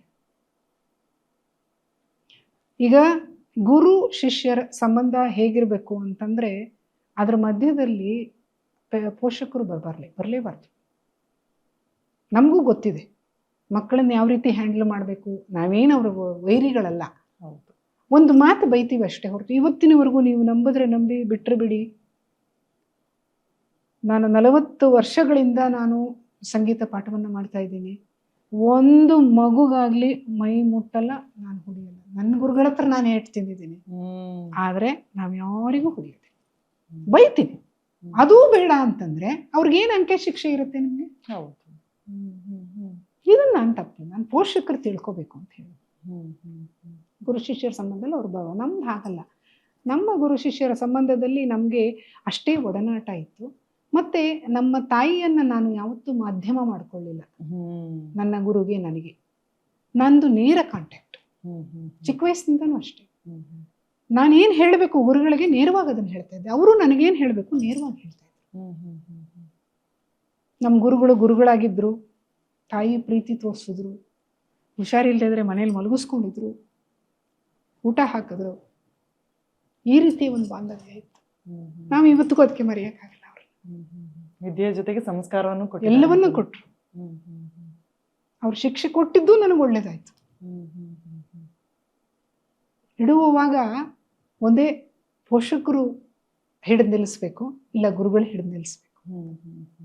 ಆ ಕೆಲಸವನ್ನು ಅವ್ರು ಮಾಡಿದಾರಲ್ವಾ, ಅದರಿಂದ ನಾನು ಯಾವತ್ತೂ ಅವ್ರ ಋಣಿಯಾಗಿರ್ತೀನಿ. ಮತ್ತೆ ನನ್ನ ಪೂಜ್ಯ ಗುರುಗಳಾದಂಥ ಪಂಡಿತ ಆರ್ ವಿ ಶೇಷಾದ್ರಿ ಗವಾಯಿ ಅವರು, ಮೊದಲನೇ ಗುರುಗಳು ಹೇಳಿದೆ ಆಗಲೇ ವನಜಾಕ್ಷ. ಇವರು ಅಷ್ಟೇನೆ. ಇವರು ಇನ್ನೊಂದು ಥರ ಗುರುವೂ ಆದರು, ತಂದೆನೂ ಆದರು. ಆ ಪ್ರೀತಿ ಕೊಟ್ಟರು ನನಗೆ. ಮತ್ತೆ ತರಗತಿಗಳನ್ನು ತಗೊಳ್ಳಿಕ್ಕೆ ದೀಕ್ಷೆನೂ ಕೊಟ್ಟರು. ನೀವು ಪಾಠವನ್ನು ಶುರು ಮಾಡಿ, ನೀವು ಹೇಳ್ಕೊಡಿ ಎಲ್ಲರಿಗೂ ಅಂತ ಹೇಳಿ ದೀಕ್ಷೆ ಕೂಡ ಕೊಟ್ಟಂಥ ಗುರುಗಳು. ಹೀಗಾಗಿ ಅವರೆಲ್ಲರಿಗೂ ಕೂಡ ಇವತ್ತು ನಾವು ಏನೇ ಇರ್ಬೋದು ಪ್ರಜ್ಞಾ, ಅದೆಲ್ಲವೂ ಅವರೆಲ್ಲ ಕೊಟ್ಟಂತಹ ಭಿಕ್ಷೆ ನನಗೆ. ಇವತ್ತು ನಾನು ಡಾಕ್ಟರ್ ಹೇಮಾಪ್ರಸಾದ್ ಅಂತ ಹೇಳ್ಕೊಳ್ಳೋಕ್ಕೂ ಕೂಡ ಅವರೆಲ್ಲರೂ ಕೊಟ್ಟಂಥ ಭಿಕ್ಷೆ ಇದು ಅಂತ ಹೇಳ್ತೀನಿ. ಎಲ್ಲವೂ ಅವರಿಗೆ ಸಮರ್ಪಣೆ. ಖಂಡಿತ. ಅದು ಏನಂತಂದರೆ, ನಾನೀಗ ಹೇಳಬೇಕು, ನಮಗೊಂದು ಫೀಲ್ ಇರುತ್ತೆ, ನಮ್ಮ ಗುರುಗಳಿಂದ ನಾನು ಶಬಾಸ್ ಅಂತ ಅನ್ಸ್ಕೊಳ್ಬೇಕು ಅಂತ. ಯಾಕೆಂತಂದ್ರೆ ನೀವು ಹೇಳಿದ್ರಿ, ಇಷ್ಟೆಲ್ಲ ಅವರು ಕಷ್ಟ ಆದರೂ ಕೂಡ ಹೊಡೆದು ಬುದ್ಧಿ ಹೇಳಿ ನಮಗೆ ಕಲಿಸ್ತಿದ್ದಾರೆ ಅಂತ ಅಂದಾಗ ಅವ್ರ ಬಾಯಿಂದ ಒಂದು ಹೊಗಳಿಕೆ ಮಾತನ್ನು ಕೇಳಬೇಕು ಅಂತ ಪ್ರತಿಯೊಬ್ಬ ಶಿಷ್ಯನಿಗೆ ಒಂದಲ್ಲ ಒಂದು ರೂಪದಲ್ಲಿ ಆಸೆ ಇರುತ್ತೆ. ಸೊ ದೀಕ್ಷೆನೇ ಕೊಟ್ಟರು ಅಂತ ಹೇಳಿದ್ದು ಇನ್ನೂ ದೊಡ್ಡ ಖುಷಿಯ ವಿಚಾರ. ಅದಲ್ಲದೆ ಬೇರೆ ಯಾವ್ದಾರು ನೆನಪು ಬರುತ್ತಮ್ಮ ನಿಮಗೆ? ನೀವು ನುಡಿಸಿದಂಥ ವೀಣೆಗೆ ಅವರು ಶಬಾಸ್ ಅಂದಿರಬಹುದು, ಅಥವಾ ನೀವು ಕೊಟ್ಟಂಥ ಕಾರ್ಯಕ್ರಮಕ್ಕೆ ಫೋನ್ ಮಾಡಿ ಚೆನ್ನಾಗಿ ಮಾಡಿದ್ಯಮ್ಮ ಅಂತ ಹೇಳಿರೋದಾಗಿರ್ಬೋದು, ಏನಾರು ಒಂದು ನೆನಪು ಬರುತ್ತಾ? ಇಲ್ಲ, ಗುರುಗಳ ಜೊತೆಗೆ ನಾವು, ನಮ್ಮ ಗುರುಗಳೇ ಹಾರ್ಮೋನಿಯಂ ನುಡಿಸಿದ್ರು ನಾವು ಹಾಡಿದ್ದಕ್ಕೆ. ಅದೆಲ್ಲ ನಮಗೆ ತುಂಬಾ ಒಂದು ನೆನಪಿದೆ. ಮತ್ತೆ ಅವರು ನನ್ನ ಕರ್ನಾಟಕ ಸಂಗೀತದ ಗುರುಗಳು. ಅವ್ರಿಗೊಂದು ಹೊರಗಿತ್ತು ಏನಂತಂದ್ರೆ, ನನಗೆ ಅವ್ರೇನು ಹೆಚ್ಚಿಗೆ ಮಾಡ್ಲಿಕ್ಕೆ ಆಗ್ಲಿಲ್ಲ ಅಂತ ಕೊನೆಯವರೆಗೂ ಹೇಳ್ತಿದ್ರು. ನಾನು ನಿಂಗೇನು ಜಾಸ್ತಿ ಮಾಡ್ಲಿಕ್ಕೆ ಆಗಲೇ ಇಲ್ಲ ಹೇಮ, ಏನು ಮಾಡ್ಲಿಕ್ಕೆ ಆಗ್ಲಿಲ್ಲ ಅಂತ. ಇಲ್ಲ ಮೇಡಮ್, ನೀವು ಕೊಟ್ಟಿದ್ದೇ ನನಗೆ ಸಾಕು ಅಂತ ನಾನು ಹೇಳ್ತಾ ಇದ್ದೆ. ಇಲ್ಲ ನಾನು ನಿಂಗೇನು ಮಾಡಲಿಲ್ಲ, ನೀನೆಲ್ಲ ಸಾಧಿಸ್ಬಿಟ್ಟೆ ಅಷ್ಟೇ, ನೀನು ಮಾಡಿಬಿಟ್ಟು ಅಷ್ಟೇನೆ, ನಾನು ನಿಂಗೆ ಇನ್ನೇನಾದ್ರು ಮಾಡಬೇಕಾಗಿತ್ತು ಅಂತ ಪಾಪ ಯಾವಾಗಲೂ ಹೇಳೋರು. ಅದು ನನಗೆ ಯಾವಾಗಲೂ ನನಗೆ ನೆನಪಲ್ಲಿರುತ್ತೆ. ಸಾಕು, ಅಷ್ಟು ಸಾಕು, ಅವರೆಲ್ಲರ ಆಶೀರ್ವಾದ ಅಷ್ಟೇ. ಅಷ್ಟೇ. ಸೊ ನಿಮ್ಮ ಗುರುಗಳು ಕಟ್ಟಂತಹ ವಿದ್ಯೆಯಲ್ಲಿ ನೀವು ನಿಮ್ಮ ವಿದ್ಯಾರ್ಥಿಗೆ ಈಗ ಕೊಡ್ತಾ ಇರುವಂತದ್ದು ಯಾವ್ದಾದ್ರು ಒಂದು ಸಿಮಿಲರ್ ಅಂಶಗಳಿದೆಯಾ ಅಂತ ಹೇಳಿ? ಅವರು ತೋರಿಸಿಕೊಟ್ಟ ಹಾಗೆ, ಅವರು ಹೇಳಿಕೊಟ್ಟ ಅವರು ರೀತಿಯಲ್ಲಿ? ಹೇಳಿಕೊಟ್ಟ ರೀತಿನಲ್ಲೇ ನಾವು ಎಲ್ಲ ಪಾಠ ಮಾಡ್ತೇವೆ. ನಾನು ಬೇರೆ ಏನು ಯಾವುದೂ ಇದು ಮಾಡೋದಿಲ್ಲ, ಅವ್ರು ಹೇಳ್ಕೊಟ್ಟ ರೀತಿಲೇ ಮಾಡೋದು. ಏನಂದ್ರೆ ಅದೇ ನಾವು ಸ್ವಲ್ಪ ಬೈತೀವಿ ಅಷ್ಟೇ, ಚೆನ್ನಾಗಿ ಪ್ರಾಕ್ಟೀಸ್ ಮಾಡ್ಕೊಂಬರ್ಲಿಲ್ಲ ಅಂದ್ರೆ ನನಗೂ ಕೋಪ ಬರುತ್ತೆ, ನಾನು ಬೈತೀನಿ ಅಷ್ಟು ಬಿಟ್ರೆ ಇನ್ನೆಲ್ಲ ಅವರು ಹೇಳಿಕೊಟ್ಟ ರೀತಿನಲ್ಲಿ ನಾನು ಮಕ್ಕಳಿಗೆ ಹೇಳ್ಕೊಡ್ತಾರೆ. ನೀವು ಕೊಟ್ಟಂತಹ ಕಚೇರಿಗಳ ಬಗ್ಗೆ ಮಾತನಾಡೋದಾದ್ರೆ, ಸಿನಿಮಾದ ಬಗ್ಗೆ ಮತ್ತೆ ಮಾತಾಡುವ. ನೀವು ಕೊಟ್ಟಂತಹ ಕಚೇರಿಗಳು, ಸಾಕಷ್ಟು ಕಚೇರಿಗಳನ್ನ ನಿಮ್ಮ ಲೈಫಲ್ಲಿ ನೀವು ಕೊಟ್ಟಿದ್ದೀರಾ. ಸ್ಟೇಜ್ ಅನ್ನುವಂಥದ್ದು ನಿಮಗೆ ಅವಾಗ್ಲೇ ನಾವು ಹೇಳಿದಾಗೆ ಒಂಥರ ತವರ ಮನೆ ತರಾನೇ, ಹೋಗ್ತಾ ಬರ್ತಾ ಇರುವಂತ ಸಂಬಂಧ. ಸೊ ತುಂಬಾ ನೆನಪಿಗೆ ಬರುವಂತಹ ಒಂದು ಸ್ಟೇಜ್ ಪ್ರೋಗ್ರಾಮ್, ಅಲ್ಲಿ ಇದ್ದಂತಹ ವ್ಯಕ್ತಿಗಳಿಂದ ಆಗಿರ್ಬೋದು ಅಥವಾ ಕೊಟ್ಟಂತಹ ಪರ್ಫಾರ್ಮೆನ್ಸ್ ಇಂದ ಆಗಿರ್ಬೋದು? ಎಲ್ಲ ಕಡೆನಲ್ಲೂ ನಮಗೆ ಒಳ್ಳೆಯ ಒಂದು ಅಭಿಪ್ರಾಯನೇ ಸಿಕ್ಕಿದೆ. ಸಾಕಷ್ಟು ವೇದಿಕೆಯಲ್ಲಿ ನಾನು ಹಾಡಿದ್ದೀನಿ. ನಮ್ಮದೇ ಸಂಗೀತ ಗಂಗಾದೇ ಬೇಕಾದಷ್ಟು ದೊಡ್ಡ ದೊಡ್ಡ ಕಾರ್ಯಕ್ರಮಗಳು, ಅಲ್ಲೂ ಕೂಡ ನಾನು ಹಾಡಿದ್ದೀನಿ, ಎಲ್ಲ ಮಾಡಿದ್ದೀನಿ. ಒಂದು ಸಂದರ್ಭ ಅಂತಂದರೆ ನನಗೆ ನಾವು ಒಂದು ವಿಶೇಷವಾದ ಕಾರ್ಯಕ್ರಮ ಮಾಡಿದ್ವಿ, ತಾಯಿಯ ಭಾರ ಮಗುವ ತೋರ ಅಂತ ಹೇಳಿ. ಕನ್ನಡ ಚಿತ್ರಗಳಲ್ಲಿ ನಮ್ಮ ಕವಿಗಳು ಕೊಟ್ಟಂತಹ ಕವಿ ಗೀತೆಗಳನ್ನು ಹಾಕಿ ಮಾಡಿದಂತಹ ಅದನ್ನು ಅಂದರೆ ಚಲನಚಿತ್ರದಲ್ಲಿ ಕವಿಗೀತೆಗಳು ಅಂತ ಹೇಳಿ. ಅದಕ್ಕೇನೆ ನಮ್ಮ ರಾಷ್ಟ್ರಕವಿ ಗೋವಿಂದ ಕವಿಯವರ ಅದನ್ನೇ ಇಟ್ವಿ ಹೆಸರು, ತಾಯಿ ಬಾರ ಮಗುವ ತೋರ ಅಂತ ಹೇಳಿ. ಅದೇ ತಗೊಂಡಿದ್ದೀವಲ್ಲ. ಆ ಸಂದರ್ಭದಲ್ಲಿ 2 ಸಲ ಅದನ್ನು ಪಾರ್ಟ್ 1 ಪಾರ್ಟ್ 2 ಅಂತ ಮಾಡಿದ್ವಿ, ಭಾಗ 1 ಭಾಗ 2 ಅಂತ. ಭಾಗ 1ಕ್ಕೂ ಕೂಡ 2ಕ್ಕೂ ಕೂಡ ಮತ್ತೆ ನಮ್ಮ ಡಾಕ್ಟರ್ ಎಸ್ ಜಾನಕಿ ಅವರು ಬಂದಿದ್ರು. ಯಾಕೆಂದ್ರೆ ಪ್ರಪ್ರಥಮವಾಗಿ ಚಿತ್ರದಲ್ಲಿ ಕವಿಗೀತೆಯನ್ನು ಹಾಡಿದಂತಹ ಕೀರ್ತಿ ಅವರಿಗೆ ಸಲ್ಲುತ್ತೆ. ಹಾಗಾಗಿ ಅವ್ರು ಬಂದಿದ್ರು. ಆವಾಗ ನಾನು ಒಂದು 2-3 ಗೀತೆಯನ್ನು ನಾನು ಅವಾಗ ಹಾಡಿದೆ. ಆಗ ಬೇರೆ ಯಾರೂ ಅಲ್ಲ, ಅವರು ನನಗೆ ಶಬಾಷ್ ಅಂತ ಹೇಳಿದ್ರು. ತುಂಬ ಚೆನ್ನಾಗಿ ಬಂತು ಹೇಮಾ, ಚೆನ್ನಾಗಿ ಹಾಡಿದಿ ಅಂತ ಹೇಳಿದ್ರು. ಅದು ನನಗೆ ಬಹಳ ಖುಷಿ ಕೊಟ್ಟಂತಹ ಸಮಾಚಾರ. ಯಾಕೆಂದರೆ ಅವರುಗಳು ನನ್ನನ್ನು ಅಪ್ರಿಷಿಯೇಟ್ ಮಾಡೋದಿದೆಯಲ್ಲ, ಅದು ದೊಡ್ಡ ಆಶೀರ್ವಾದ ನನಗೆ ಅಂತ ಹೇಳಿ ನಾನು ತಿಳ್ಕೊತೀನಿ. ಹಂಗಂದ್ರೆ ನನಗೆ ಈ ಮೆಮೊರಿ ಬಗ್ಗೆನೇ ಹೇಳ್ಬೇಕಮ್ಮ. ಯಾಕಂತಂದ್ರೆ ನಿಮ್ಮ ಜೀವನದಲ್ಲಿ ಸಾಕಷ್ಟು ವ್ಯಕ್ತಿತ್ವಗಳು ಬಂದು ಹೋಗಿರುತ್ತೆ, ನಿಮ್ಮ ಮೇಲೆ ಪ್ರಭಾವ ಬೀರಿದವರು. ಸೊ ಅಂಥದ್ರಲ್ಲಿ ನೀವೊಂದು ಟಾಪ್ 5 ಇಡೋದಾದ್ರೆ ಮೊದ್ಲಿಗೆ ಯಾರಿರ್ತಾರೆ, ಟಾಪ್ 5 ಯಾರಿರ್ತಾರೆ ನಿಮ್ಮ ವ್ಯಕ್ತಿತ್ವವನ್ನು ರೂಪಿಸಿಕೊಂಡಂತಹ ವ್ಯಕ್ತಿಗಳಲ್ಲಿ? ಹಂಗೆ ಹೇಳೋಕ್ಕಾಗಲ್ಲ, ಯಾಕೆಂದರೆ ಎಲ್ಲರೂ ದೊಡ್ಡ ದೊಡ್ಡ ಕಲಾವಿದರು. ನಾನು ಅವ್ರನ್ನ ನಂಬರ್ 1 ನಂಬರ್ 2 ಅಂತೆಲ್ಲ ಮಾಡೋಕ್ಕಾಗಲ್ಲ. ಒಂದೇ ಮಾತು ನಾನು ಹೇಳಬೇಕು ಅಂತಂದರೆ, ನನ್ನ ಜೀವನದಲ್ಲಿ ಒಂಥರ ತಿರುವು, ಬದಲಾವಣೆ ಅಥವಾ ನನ್ನ ಜೀವನಕ್ಕೆ ಇನ್ನೊಂದು ಮೆರುಗು ಕೊಟ್ಟಂಥವ್ರು ಡಾಕ್ಟರ್ ಎಸ್ ಜಾನಕಿ. ಯಾಕೆಂದರೆ ಅವರು ತೋರಿಸಿದಂಥ ತಾಯಿ ಪ್ರೀತಿಯನ್ನು ನಾನು ಯಾವತ್ತಿಗೂ ನನ್ನ ಜನ್ಮದಲ್ಲಿ ಮರೀಲಿಕ್ಕೆ ಸಾಧ್ಯ ಇಲ್ಲ. ಮತ್ತು ಅವರು ಅಲ್ಟಿಮೇಟ್, ಸೀಮಾತೀತರು. ಅಂತಹ ಒಂದು ಮಾತೃ ವಾತ್ಸಲ್ಯದ ಮಹಾಪೂರ ಅಂತಲೇ ಹೇಳಬಹುದು. ಅವರ ಒಬ್ಬ ಕಲಾವಿದೆಯಾಗಿ ಅಲ್ಲ, ವ್ಯಕ್ತಿಯಾಗಿ ಕೂಡ ಅವರು ಎಲ್ಲರ ಮನಸ್ಸಿನಲ್ಲಿ ನಿಂತ್ಕೊಳ್ಳುವಂಥ ವ್ಯಕ್ತಿತ್ವ ಅಷ್ಟೇ. ನಾನು ಕೇಳಿದ್ದೆ ಬಿ ಜಯಶ್ರೀ ಅವರಲ್ಲಿ ಸಂದರ್ಶನದ ಸಮಯದಲ್ಲಿ ಅವ್ರು ಹೇಳ್ತಿದ್ರು, ಅಮ್ಮಂಗೆ ತುಂಬಾ ಸಿಂಪಲ್ ಫುಡ್ಗಳು, ಈ ಚಟ್ನಿ ಹುಡಿ, ಆ ತರದ ರೊಟ್ಟಿ ಅಂತ ಊಟಗಳು ತುಂಬಾ ಇಷ್ಟ ಆಗ್ತಿತ್ತು ಅಂತ ಹೇಳಿ. ನೀವು ಅವ್ರ ಜೊತೆ ಆ ತರದ ಒಂದು ವೇದಿಕೆ ಅಲ್ಲದೆ ಹಿಂದೆ ಅಂದ್ರೆ ಅಡಿಗೆ ಮಾಡ್ಕೊಂಡು ತಿನ್ಕೊಂಡು? ನಾನು ಅಡಿಗೆ ಮಾಡಿ ಊಟ ಹಾಕಿದ್ದೀನಿ ಅಮ್ಮನಿಗೆ. ಅಮ್ಮನ ಕೈ ಅಡಿಗೆ ನಾನು ಊಟ ಮಾಡಿದ್ದೀನಿ, ಅವರ ಕೈ ತುತ್ತೂ ತಿಂದಿದ್ದೀನಿ. ಆ ಮೆಮೊರಿ ಬಗ್ಗೆ ಹೇಳಿ ಅಮ್ಮ, ಅದು ಹೇಗಿರ್ತಿತ್ತು? ಅದೇ ಅವರಿಗೆ ಅಷ್ಟೇ, ತುಂಬಾ ಯಾವ ತರದ ಕಾನ್ವರ್ಸೇಷನ್ ಇತ್ತು ನಿಮ್ಮಲ್ಲಿ ಅಂತ ಹೇಳಿ? ಕಾನ್ವರ್ಸೇಷನ್ನು ಹೀಗೆ ನಾನು ಕೂತ್ಕೊಂಡು ಹಿಂಗೆ ಮಾತಾಡುವಾಗ ಹಾಗೆ ಸುಮಾರು ನಾವು ಮಾತಾಡಿದ್ದೀವಿ. ಬೇರೆ ಬೇರೆ ವಿಷಯಗಳ ಬಗ್ಗೆನೂ ಮಾತಾಡಿದ್ದೀವಿ. ಚಿತ್ರರಂಗದ ಬಗ್ಗೆ ಇರ್ಬೋದು, ಹಾಡುಗಳ ಬಗ್ಗೆ ಇರ್ಬೋದು, ರಾಗಗಳ ಬಗ್ಗೆ ಇರ್ಬೋದು, ಭಕ್ತಿ ಭಾವದ ಬಗ್ಗೆ ಇರ್ಬೋದು, ಎಲ್ಲದ ಬಗ್ಗೆನೂ ಎಲ್ಲ ವಿಚಾರಗಳನ್ನು ನಾವು ಮುಕ್ತವಾಗಿ ಚರ್ಚೆ ಮಾಡಿದ್ದೀವಿ ಅಂತಲೇ ಹೇಳ್ಬೋದು. ಮತ್ತು ತುಂಬ ಒಳ್ಳೆ ವಾಗ್ಮಿ ಅಮ್ಮ, ಭಾಳ ಚೆನ್ನಾಗಿ ಸಾಕಷ್ಟು ವಿಷಯಗಳನ್ನು ತಿಳ್ಕೊಂಡಿದ್ದಾರೆ. ತುಂಬ ಚೆನ್ನಾಗಿ ಮುಕ್ತವಾಗಿ ಚರ್ಚೆ ಮಾಡ್ತಾರೆ ಎಲ್ಲ ವಿಷಯದಲ್ಲಿ. ಆಧ್ಯಾತ್ಮದ ಬಗ್ಗೆನೂ ಭಾಳಷ್ಟು ತಿಳುವಳಿಕೆ ಇರುವಂತಹ ಒಬ್ಬ ವ್ಯಕ್ತಿ ಅಂತಂದರೆ ಜಾನಕಿ ಅಮ್ಮ ಅವರು. ಮತ್ತು ಅವರ ಆಹಾರ ಪದ್ಧತಿ ಅವಾಗಲೇ ಹೇಳಿದಂಗೆ ಭಾಳ ಸಿಂಪಲ್ಲು, ಏನಂದರೆ ಸ್ವಲ್ಪ ಖಾರವಾಗಿ ಚಟ್ನಿ ಆ ಥರದ್ದೆಲ್ಲ ಇದ್ರೆ ಭಾಳ ಇಷ್ಟ. ಬಟ್ ತೊವ್ವೆ ತುಂಬ ಇಷ್ಟಪಡ್ತಾರೆ. ತೊವ್ವೆ. ನೀವು ಮಾಡೋ ಅಡಿಗೆಯಲ್ಲಿ ಯಾವ್ದು ಇಷ್ಟ ಆಗಿತ್ತು? ನಾನು ಮಾಡೋ ಅಡುಗೆನಲ್ಲಿ ಅವರಿಗೆ ಸಾರು ತುಂಬ ಇಷ್ಟ, ತಿಳಿ ಸಾರು. ನಾನು ಮಾಡೋದು ಭಾಳ ಇಷ್ಟಪಟ್ಟು ತಿಳಿ ಸಾರು ಊಟ ಮಾಡ್ತಿದ್ರು. ಮತ್ತು ದೋಸೆ ನಾನು ಮಾಡಿಕೊಟ್ರೆ ಭಾಳ ಪ್ರೀತಿ. ಅಷ್ಟು ಇಷ್ಟಪಟ್ಟು ತಿಂತಾ ಇದ್ರು. ಹಾಗೆ ನಮ್ದೊಂದು ಅವಿನಾಭಾವ ಸಂಬಂಧ. ಖಂಡಿತ. ಸೊ ಇನ್ನು ನಾನು ಜಾನಪದದ ಬಗ್ಗೆ ಮಾತನಾಡಬೇಕು. ಯಾಕಂತಂದ್ರೆ ಮೇಡಮ್ನಲ್ಲಿ ನನಗೆ ತುಂಬಾ ಇಷ್ಟ ಆಗಿರೋದು ಆ ಒಂದು ಪರ್ಸ್ಪೆಕ್ಟಿವ್ ಅಂತಾನೆ ಹೇಳ್ಬೋದು. ಯಾಕಂತಂದ್ರೆ ಜಾನಪದ ಸಾಹಿತ್ಯ ಅನ್ನುವಂಥದ್ದು ನಮ್ಮ ಮಣ್ಣಿನ ಅದು ಸೊಗಡು ಅಂತಾನೆ ಅದು ಹೇಳ್ಬೋದು. ಎಲ್ಲದಕ್ಕೂ ತಾಯಿ ಬೇರು ಅಂತ ಕರಿತೀವಿ ನಾವು. Correct. ಎಲ್ಲ ಸಂಗೀತಕ್ಕೂ ತಾಯಿ ಬೇರು. ಜಾನಪದ ಅನ್ನೋದು ಜನರಿಂದ ಹುಟ್ಟಿದ್ದು. ಕರೆಕ್ಟ್. ಜನರ ಪದವೇ ಜಾನಪದ. ಜನರ ಪದ ಎಲ್ಲಿಂದ ಹುಟ್ಟಿತು? ತಮ್ಮ ದೈನಂದಿನ ಕೆಲಸದ ಆಯಾಸವನ್ನ ಮರೆಯಲು ಅಥವಾ ತಮ್ಮ ದೈನಂದಿನ ಕೆಲಸದ ಜೊತೆಗೆ ಪದಗಳನ್ನ ಕಟ್ಟೋದ್ರ ಮೂಲಕ ಅವರು ಪದವನ್ನ ಕಟ್ತಾ ಇದ್ರು. ಬೆಳಗ್ಗೆ ಎದ್ದಾಗಿನಿಂದ ಇರ್ಬೋದು, ಬೆಳಗಾಗ ನಾನಿದ್ದು ಯಾರ್ಯಾರ ನೆನೆಯಲಿ ಅಂತ ಅದನ್ನ ಮಾಡಿದ್ರು. ಸುವಿ ಸುವಿ ಅಂತ ಅನ್ಕೊಂಡು ಬೀಸೋಕಲ್ ಮಾಡಿದ್ರು. ಕರೆಕ್ಟ್. ಕೊಟ್ಟೋದಕ್ಕೊಂದು ಹಾಡು ಮಾಡಿದ್ರು, ನಾಟಿ ನಡೋದಕ್ಕೊಂದು ಹಾಡು ಮಾಡಿದ್ರು. ಹೀಗಾಗಿ ಎಲ್ಲ ಕೆಲಸಗಳ ಜೊತೆಗೆ ಜನಪದ ಬಂದ್ಬಿಡ್ತು.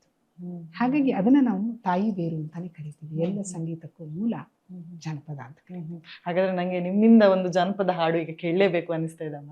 ಯಾವ್ದಾದ್ರು ಒಂದು ಹಾಡು ನಿಮ್ಮ ಓಕೆ. ನೆಚ್ಚಿನ. ನನ್ನ ನೆಚ್ಚಿನದು ಅಂದ್ರೆ ಅದೇ ನನ್ನ ತಮ್ಮ ಒಂದು ಜಾನಪದ ಗೀತೆಯನ್ನ ಆರಿಸ್ಕೊಂಡು ಸಂಗೀತ ನಿರ್ದೇಶನ ಮಾಡಿದ್ದ. ಅದು ಮತ್ತೆ ತಾಯಿ ಬಗ್ಗೆನೇ ಇದೆ, ಹಾಗಾಗಿ ನನಗೆ ಅದು ಬಹಳ ಇಷ್ಟ ಆಗಿದೆ. ಮಳೆ ಬಿಟ್ಟರು ಮರದನಿ ಬಿಡದು ತಾಯವ್ವ, ನೀ ಬಿಟ್ಟರು ನನ್ನ ಮನ ಬಿಡದು ಹೆತ್ತವ್ವ, ನಿನ್ನ ಬಿಟ್ಟರಗಳಿಗೆ ಇರಲಾರೆ. ಮಳೆ ಬಿಟ್ಟರು ಮರದನಿ ಬಿಡದು ತಾಯವ್ವ, ನೀ ಬಿಟ್ಟರು ನನ್ನ ಮನ ಬಿಡದು ಹೆತ್ತವ್ವ, ನಿನ್ನ ಬಿಟ್ಟರಗಳಿಗೆ ಇರಲಾರೆ. ನಿನ್ನ ಬಿಟ್ಟರಗಳಿಗೆ ಇರಲಾರೆ. ಯಾರು ಆದರೂ ಹೆತ್ತ ತಾಯಂದೆ ಆಧಾರೆ. ಸಾವಿರ ಸೌದೆ ಒಲೆಯಲ್ಲಿ ಉರಿದಾರು ದೇವಿಯಂತೆ ಬೆಳಕುಂಟೆ. ಯಾರು ಆದರೂ ಹೆತ್ತ ತಾಯಂದೆ ಆಧಾರೆ. ಸಾವಿರ ಸೌದೆ ಒಲೆಯಲ್ಲಿ ಉರಿದಾರು ದೇವಿಯಂತೆ ಬೆಳಕುಂಟೆ. ಮಳೆ ಬಿಟ್ಟರು ಮರದನಿ ಬಿಡದು ತಾಯವ್ವ, ನೀ ಬಿಟ್ಟರು ನನ್ನ ಮನ ಬಿಡದು ಹೆತ್ತವ್ವ, ನಿನ್ನ ಬಿಟ್ಟರಗಳಿಗೆ ಇರಲಾರೆ. ನಿನ್ನ ಬಿಟ್ಟರಗಳಿಗೆ ಇರಲಾರೆ. ಎಂತ ಸಾಹಿತ್ಯ ಅಲ್ಲ. ಇದನ್ನು ಕೇಳಿದಾಗ ನಂಗೆ ಅನ್ಸೋದು ಆ ಹಿಂದಿನ ಕಾಲದಲ್ಲಿ ಇದ್ದಂತ ಪ್ರತಿಯೊಬ್ರು ಕವಿಗಳೇ ಅನ್ಸುತ್ತೆ ಅಲ್ವಾ. ಈ ಜನಪದದ ಸಾಹಿತ್ಯಗಳು ಆ ರೀತಿ ಇದೆ. ಕರೆಕ್ಟ್. ಈ ಖುಷಿ ಹೇಗಿದೆ ಅಮ್ಮ? ಅಂದ್ರೆ ಜನಪದ ಹಾಡನ್ನ ಹಾಡುವಂತ ಖುಷಿ ನನಗೆ ಇದರ ಹಿನ್ನೆಲೆ ನೋಡೋದಾದ್ರೆ, ಈಗ ನಾವು ಶಾಸ್ತ್ರೀಯ ಸಂಗೀತ ಆಗಿರ್ಲಿ, ಹಿಂದೂಸ್ತಾನಿಯಲ್ಲಿ ಆಗಿರ್ಬೋದು, ರಾಗ ಅಂತ ಇದೆ, ತಾಳ ಅಂತ ಇದೆ. ಈ ಜಾನಪದದಲ್ಲಿ ಯಾವ ರೀತಿಯ ರಾಗ? ಜಾನಪದದಲ್ಲಿ ಅದು ಅವ್ರು ಕಟ್ಟುವಾಗ ರಾಗದ ಬಗ್ಗೆ ಅವ್ರ ಗಮನ ಕೊಟ್ಟಿಲ್ದಿರಿರ್ಬೋದು, ಅವ್ರಿಗೆ ಇಷ್ಟ ಬಂದಿದ್ದ ರಾಗದಲ್ಲಿ ಅವ್ರು ಹಾಡಿರ್ಬೋದು. ಆದ್ರೆ ಅದಕ್ಕೂ ಒಂದು ರಾಗ ಇದ್ದೇ ಇದೆ. ಇಲ್ಲಿ ಮುಖ್ಯವಾಗಿ ಅವರು ಗೇಯತೆಗೆ ಮನ್ನಣೆ ಕೊಡ್ತಾರೆ. ಮೊದಲಿಗೆ ಅವರು ಗೇಯತೆಯನ್ನ ತಕೊಂಡ್ರು. ಅಂದ್ರೆ ಈಗ ನಾನು ಆವಾಗ್ಲೇ ನಿಮ್ಗೆ ಹೇಳಿದೆ, ಕುಟ್ಟೋದು ಒಂದು ರಿದಮಿಕ್ ಆಗಿ ಅಂತೀವಿ ಅನ್ನೋದ್ರ ಬದಲು ಅವರೊಂದು ಹಾಡು ಹೇಳಿದ್ರು. ಅದಕ್ಕೆ ಉದಾಹರಣೆ, ಬೆಳ್ಳಿ ಬೆಟ್ಟದ ಮ್ಯಾಲೆ ಕಂಡೇನು ಸಿರಿಜವನ, ಲೋಕದ ಮಾತೆ ಗಿರಿಜಾತೆ. ಒಂದ್ ರಿದಮ್ ಬಂತು. ನೀವು ಬರೀ ಹಾ ಹಾ ಅನ್ನೋದ್ರ ಬದಲು ಒಂದ್ ಹಾಡು ಬಂತು. ಹೌದಾ? ಆ ತರ. ಹಾಗೇನೆ ಈಗ ಬೀಸ್ತಾ ಇದ್ದಾರೆ. ಈಗ ಬೀಸ್ತಾರೆ, ಸುವಿ ಸುವಿ ಸುವಮ್ಮ ಸುವಿ ಅನ್ಕೊಂಡು ಆ ಕಡೆಯಿಂದ ಒಬ್ರು ಈ ಕಡೆಯಿಂದ ಒಬ್ರು ಹಿಂಗ್ ಬೀಸ್ತಾರೆ. ಅವ್ರಿಗೇನಾಯ್ತು, ಬೀಸೋದ್ರ ಆಯಾಸನೂ ಗೊತ್ತಾಗ್ಲಿಲ್ಲ. ಅಲ್ಲಿ ಸುಮ್ಮನೆ ಅನ್ನೋದ್ರ ಬದಲು ಒಂದು ಹಾಡು ಚಂದದ, ಒಂದು ಖುಷಿಯಾದ ಹಾಡು ಬಂತು. ಗೇಯತೆ, ಅದಕ್ಕೆ ಗೇಯತೆಗೆ ಬೆಲೆ ಕೊಟ್ಟರು. ನಾಟಿನೂ ಅಷ್ಟೇ, ನೀವು ನಾಟಿ ನೋಡೋದನ್ನು ನೋಡಿ ಅಲ್ಲಿ ಒಂದು ರಿದಮ್ ಇರುತ್ತೆ, ಒಂದು ಹಿಂಗ್ ತಕ್ಕೋತಾರೆ, ಅದನ್ನ ಎಷ್ಟು ಕರೆಕ್ಟಾಗಿ ಹೀಗಿಡ್ತಾ ಹೋಗ್ತಾರೆ, ಅಲ್ಲಿ ಒಂದು ಹಾಡು ಉಟ್ಕೊಳುತ್ತೆ. ಇದು ರಿದಮ್. ಆ ಗೇಯತೆಗೆ ಅವರು ಮನ್ನಣೆ ಕೊಟ್ರು. ಆಮೇಲೆ ನೋಡ್ತಾ ಹೋದಾಗ ಎಲ್ಲಾ ಹಾಡುಗಳಿಗೂ ಒಂದು ರಾಗ ಇರುತ್ತೆ, ತಾಳನೂ ಇರುತ್ತೆ. ಹಂಗಂತ ರಾಗ ತಾಳ ಇಲ್ಲದೆ ಅವ್ರು ಹಾಡ್ಲಿಲ್ಲ ಜನಪದರು, ಎಲ್ಲ ಇತ್ತು. ಆ ರಿದಮ್ ಅಲ್ಲಿ ಅವರು ರಿದಮ್ ತಕೊಂಡ್ರು. ಎಂಥ ಒಂದು ಅದ್ಭುತ ಅಲ್ಲ ಹಾಗಾದ್ರೆ. ನಾನು ಹೇಳೋದು ಆಗದ ಮನೋರಂಜನೆ ಅವ್ರಿಗೆ ಅವರೇ ಕೊಟ್ಕೊಂಡು ಕೆಲಸ ಮಾಡ್ತಿದ್ರು ಅಲ್ವಾ. ಮತ್ತೆ ಸಂಜೆ ಹೊತ್ತು ಕೆಲಸದ ಆಯಾಸವನ್ನ ಮರಿಲಿಕ್ಕೋಸ್ಕರ ಒಂದಷ್ಟು ಬೆಂಕಿ ಹಾಕೊಳ್ತಿದ್ರು, ಸುತ್ತಲೂ ಎಲ್ಲರೂ ಕುಣಿತಾ ಇದ್ರು, ಹಾಡ್ತಾ ಇದ್ರು, ಮಾಡ್ತಾ ಇದ್ರು. ಇದೆಲ್ಲ ನಮ್ಮ ಜನಪದರ ಒಂದು ಏನಂತಾರ ಅದು ಸೊಗಡು. ಕರೆಕ್ಟ್ ಕರೆಕ್ಟ್, ನಮ್ಮ ಮಣ್ಣಿನ ಸೊಗಡು ಅಲ್ವಾ. ನಿಮ್ಮ ಅಮ್ಮ ಹಾಡ್ತಿದ್ದು ಯಾವ್ದಾರು ನೆನಪರತ್ತ ಅಮ್ಮ ನಿಮಗೆ? ನನ್ನಮ್ಮ ಹಾಡ್ತಾ ಇದ್ದಿದ್ದು ಎಲ್ಲ ಸಂಪ್ರದಾಯದ ಗೀತೆಗಳು, ಅದನ್ನ ಎಲ್ಲ ಹೇಳ್ತಾ ಇದ್ಲು. ಅದರಲ್ಲಿ ಒಂದು ಹಾಡು ನನಗೆ ಒಂಥರ ಇಷ್ಟ ಆಗಿದ್ದು ಅಂತಂದ್ರೆ ಆರತಿ ಹಾಡುವುದು. ಇದು ತುಂಬಾ ಹಾಡಿದೆ ಅವಳದೆಲ್ಲೋ ಒಂದು ಪುಸ್ತಕದಲ್ಲೂ ಇಟ್ಟಿದ್ದೀನಿ ನಾನು ಸಂಪ್ರದಾಯದ ಹಾಡುಗಳು. ಅದರಲ್ಲೂ ಒಂದು ಹಾಡು, ಆರತಿ ಎತ್ತುವ ಬಾರೆ ಗೌರಿಗೆ ಹರನ ಮಡದಿಗೆ ಸಿಂಗಾರ ಗೌರಿಗೆ, ಆರತಿ ಎತ್ತುವ ಬಾರೆ ಗೌರಿಗೆ ಹರನ ಮಡದಿಗೆ ಅಂತ ಬರುತ್ತೆ. ಅದು ನಂಗೆ ಬರುತ್ತೆ ಆಕ್ಚುಲಿ. ಇವತ್ತು ಯಾಕೋ ಸಾಹಿತ್ಯ ಮರ್ತೋಗ್ತಿದೆ. ನಾನು ಆರ್ತಿಗೆ ಅದನ್ನೆಲ್ಲ ಹಾಡ್ತಾ ಇರ್ತೀನಿ. ಅದೊಂದು. ಆಮೇಲೆ ಇನ್ನೊಂದು, ಅವಾಗೆಲ್ಲ ಹಿಂದಿ ಹಾಡುಗಳ ರಾಗ ಇರ್ತಿತ್ತಲ್ಲ, ಅದಕ್ಕೆ ನಮ್ಮ ಕನ್ನಡ ಭಕ್ತಿ ಗೀತೆಗಳನ್ನ ಹಾಕೊಂಡು ನಾವು ಭಜನೆ ಎಲ್ಲ ಮಾಡ್ತಾ ಇದ್ವಿ.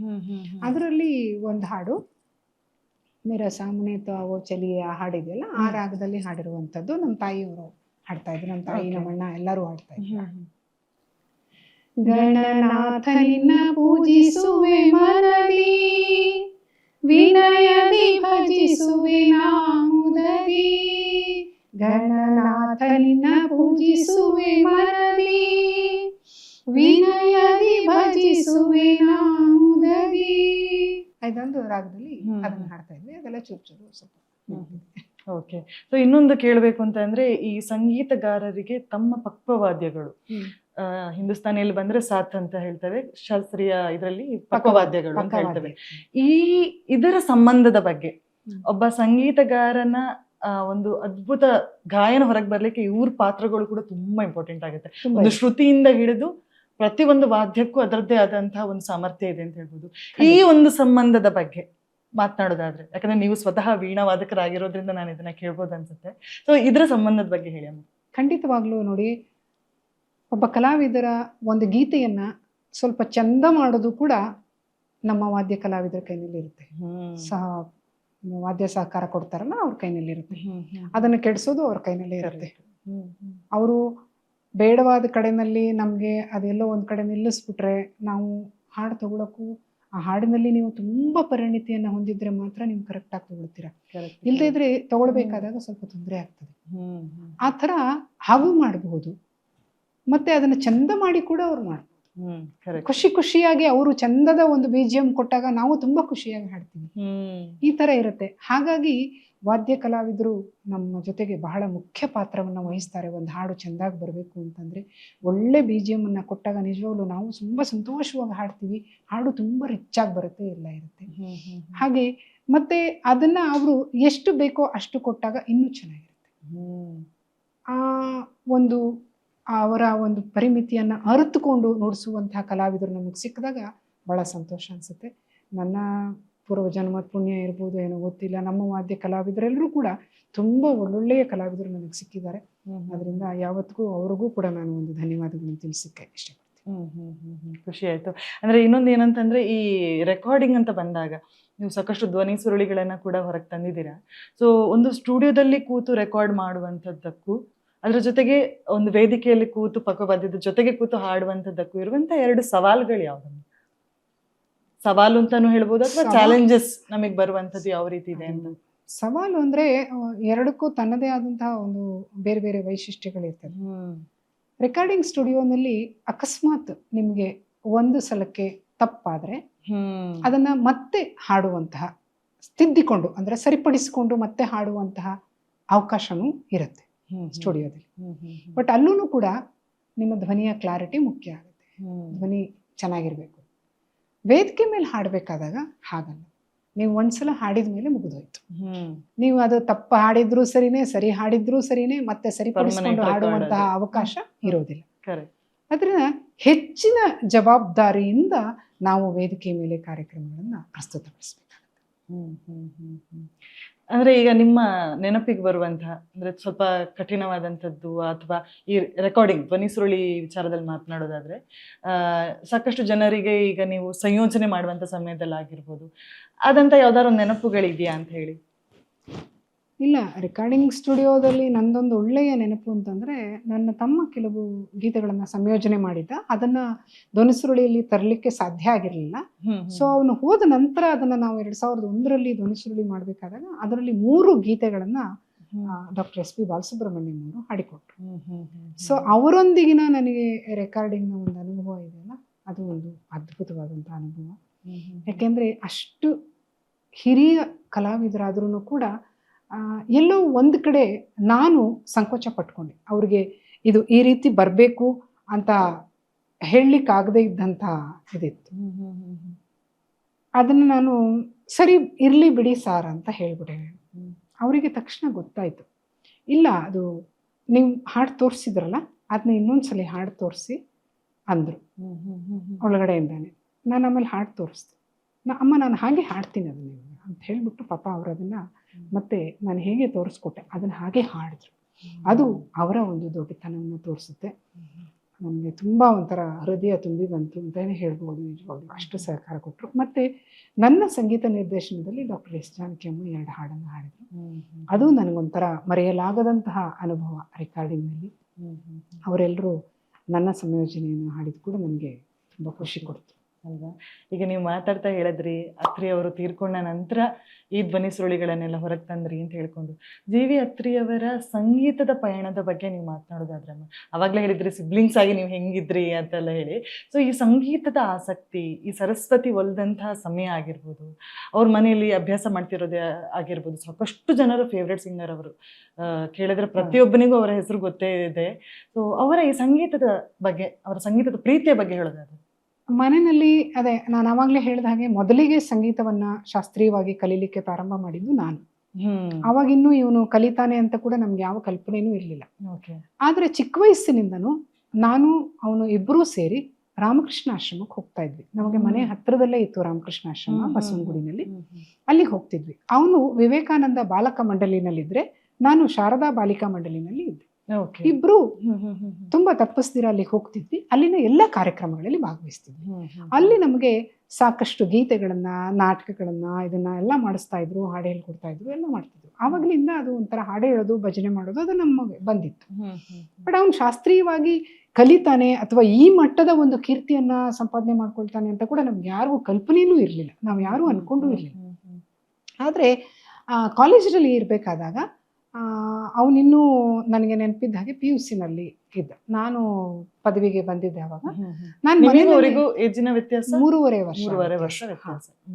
ಹಾಗಾಗಿ ಅವಾಗ ನಾನು ಮನೆಯಲ್ಲಿ ನಾನು ವೀಣೆ ಅಭ್ಯಾಸ ಮಾಡ್ಕೋಬೇಕಾದ್ರೆ ಅವನು ಏನು ಮಾಡ್ತಿದ್ದ, ನಾನು ಶಾಸ್ತ್ರೀಯವಾಗಿ ಅಭ್ಯಾಸ ಮಾಡ್ಕೊಳ್ತಾ ಇರಬೇಕಾದ್ರೆ ಏನೂ ಇದು ಮಾಡ್ತಿರ್ಲಿಲ್ಲ.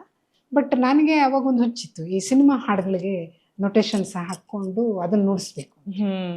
ಸೊ ಆಗಿನ ಕಾಲಕ್ಕೆ ತುಂಬ ಜನಪ್ರಿಯ ಆಗಿದ್ದಂಥ ಹಿಂದಿ ಚಿತ್ರಗೀತೆಗಳು, ಆಧಾ ಹಿ ಚಂದ್ರಮಾ ರಾತ್ ಆಧಿ, ರಹ ನ ಜಾಯೆ ತೇರೆ ಮೇರೆ ಬಾತ್ ಆಧಿ, ಮುಲಾಕಾತ್ ಆಧಿ, ಇದಕ್ಕೆ ನಾನು ನೊಟೇಷನ್ಸ್ ಹಾಕೊಂಡು ವೀಣೆನಲ್ಲಿ ನುಡಿಸ್ತಿದ್ದೆ.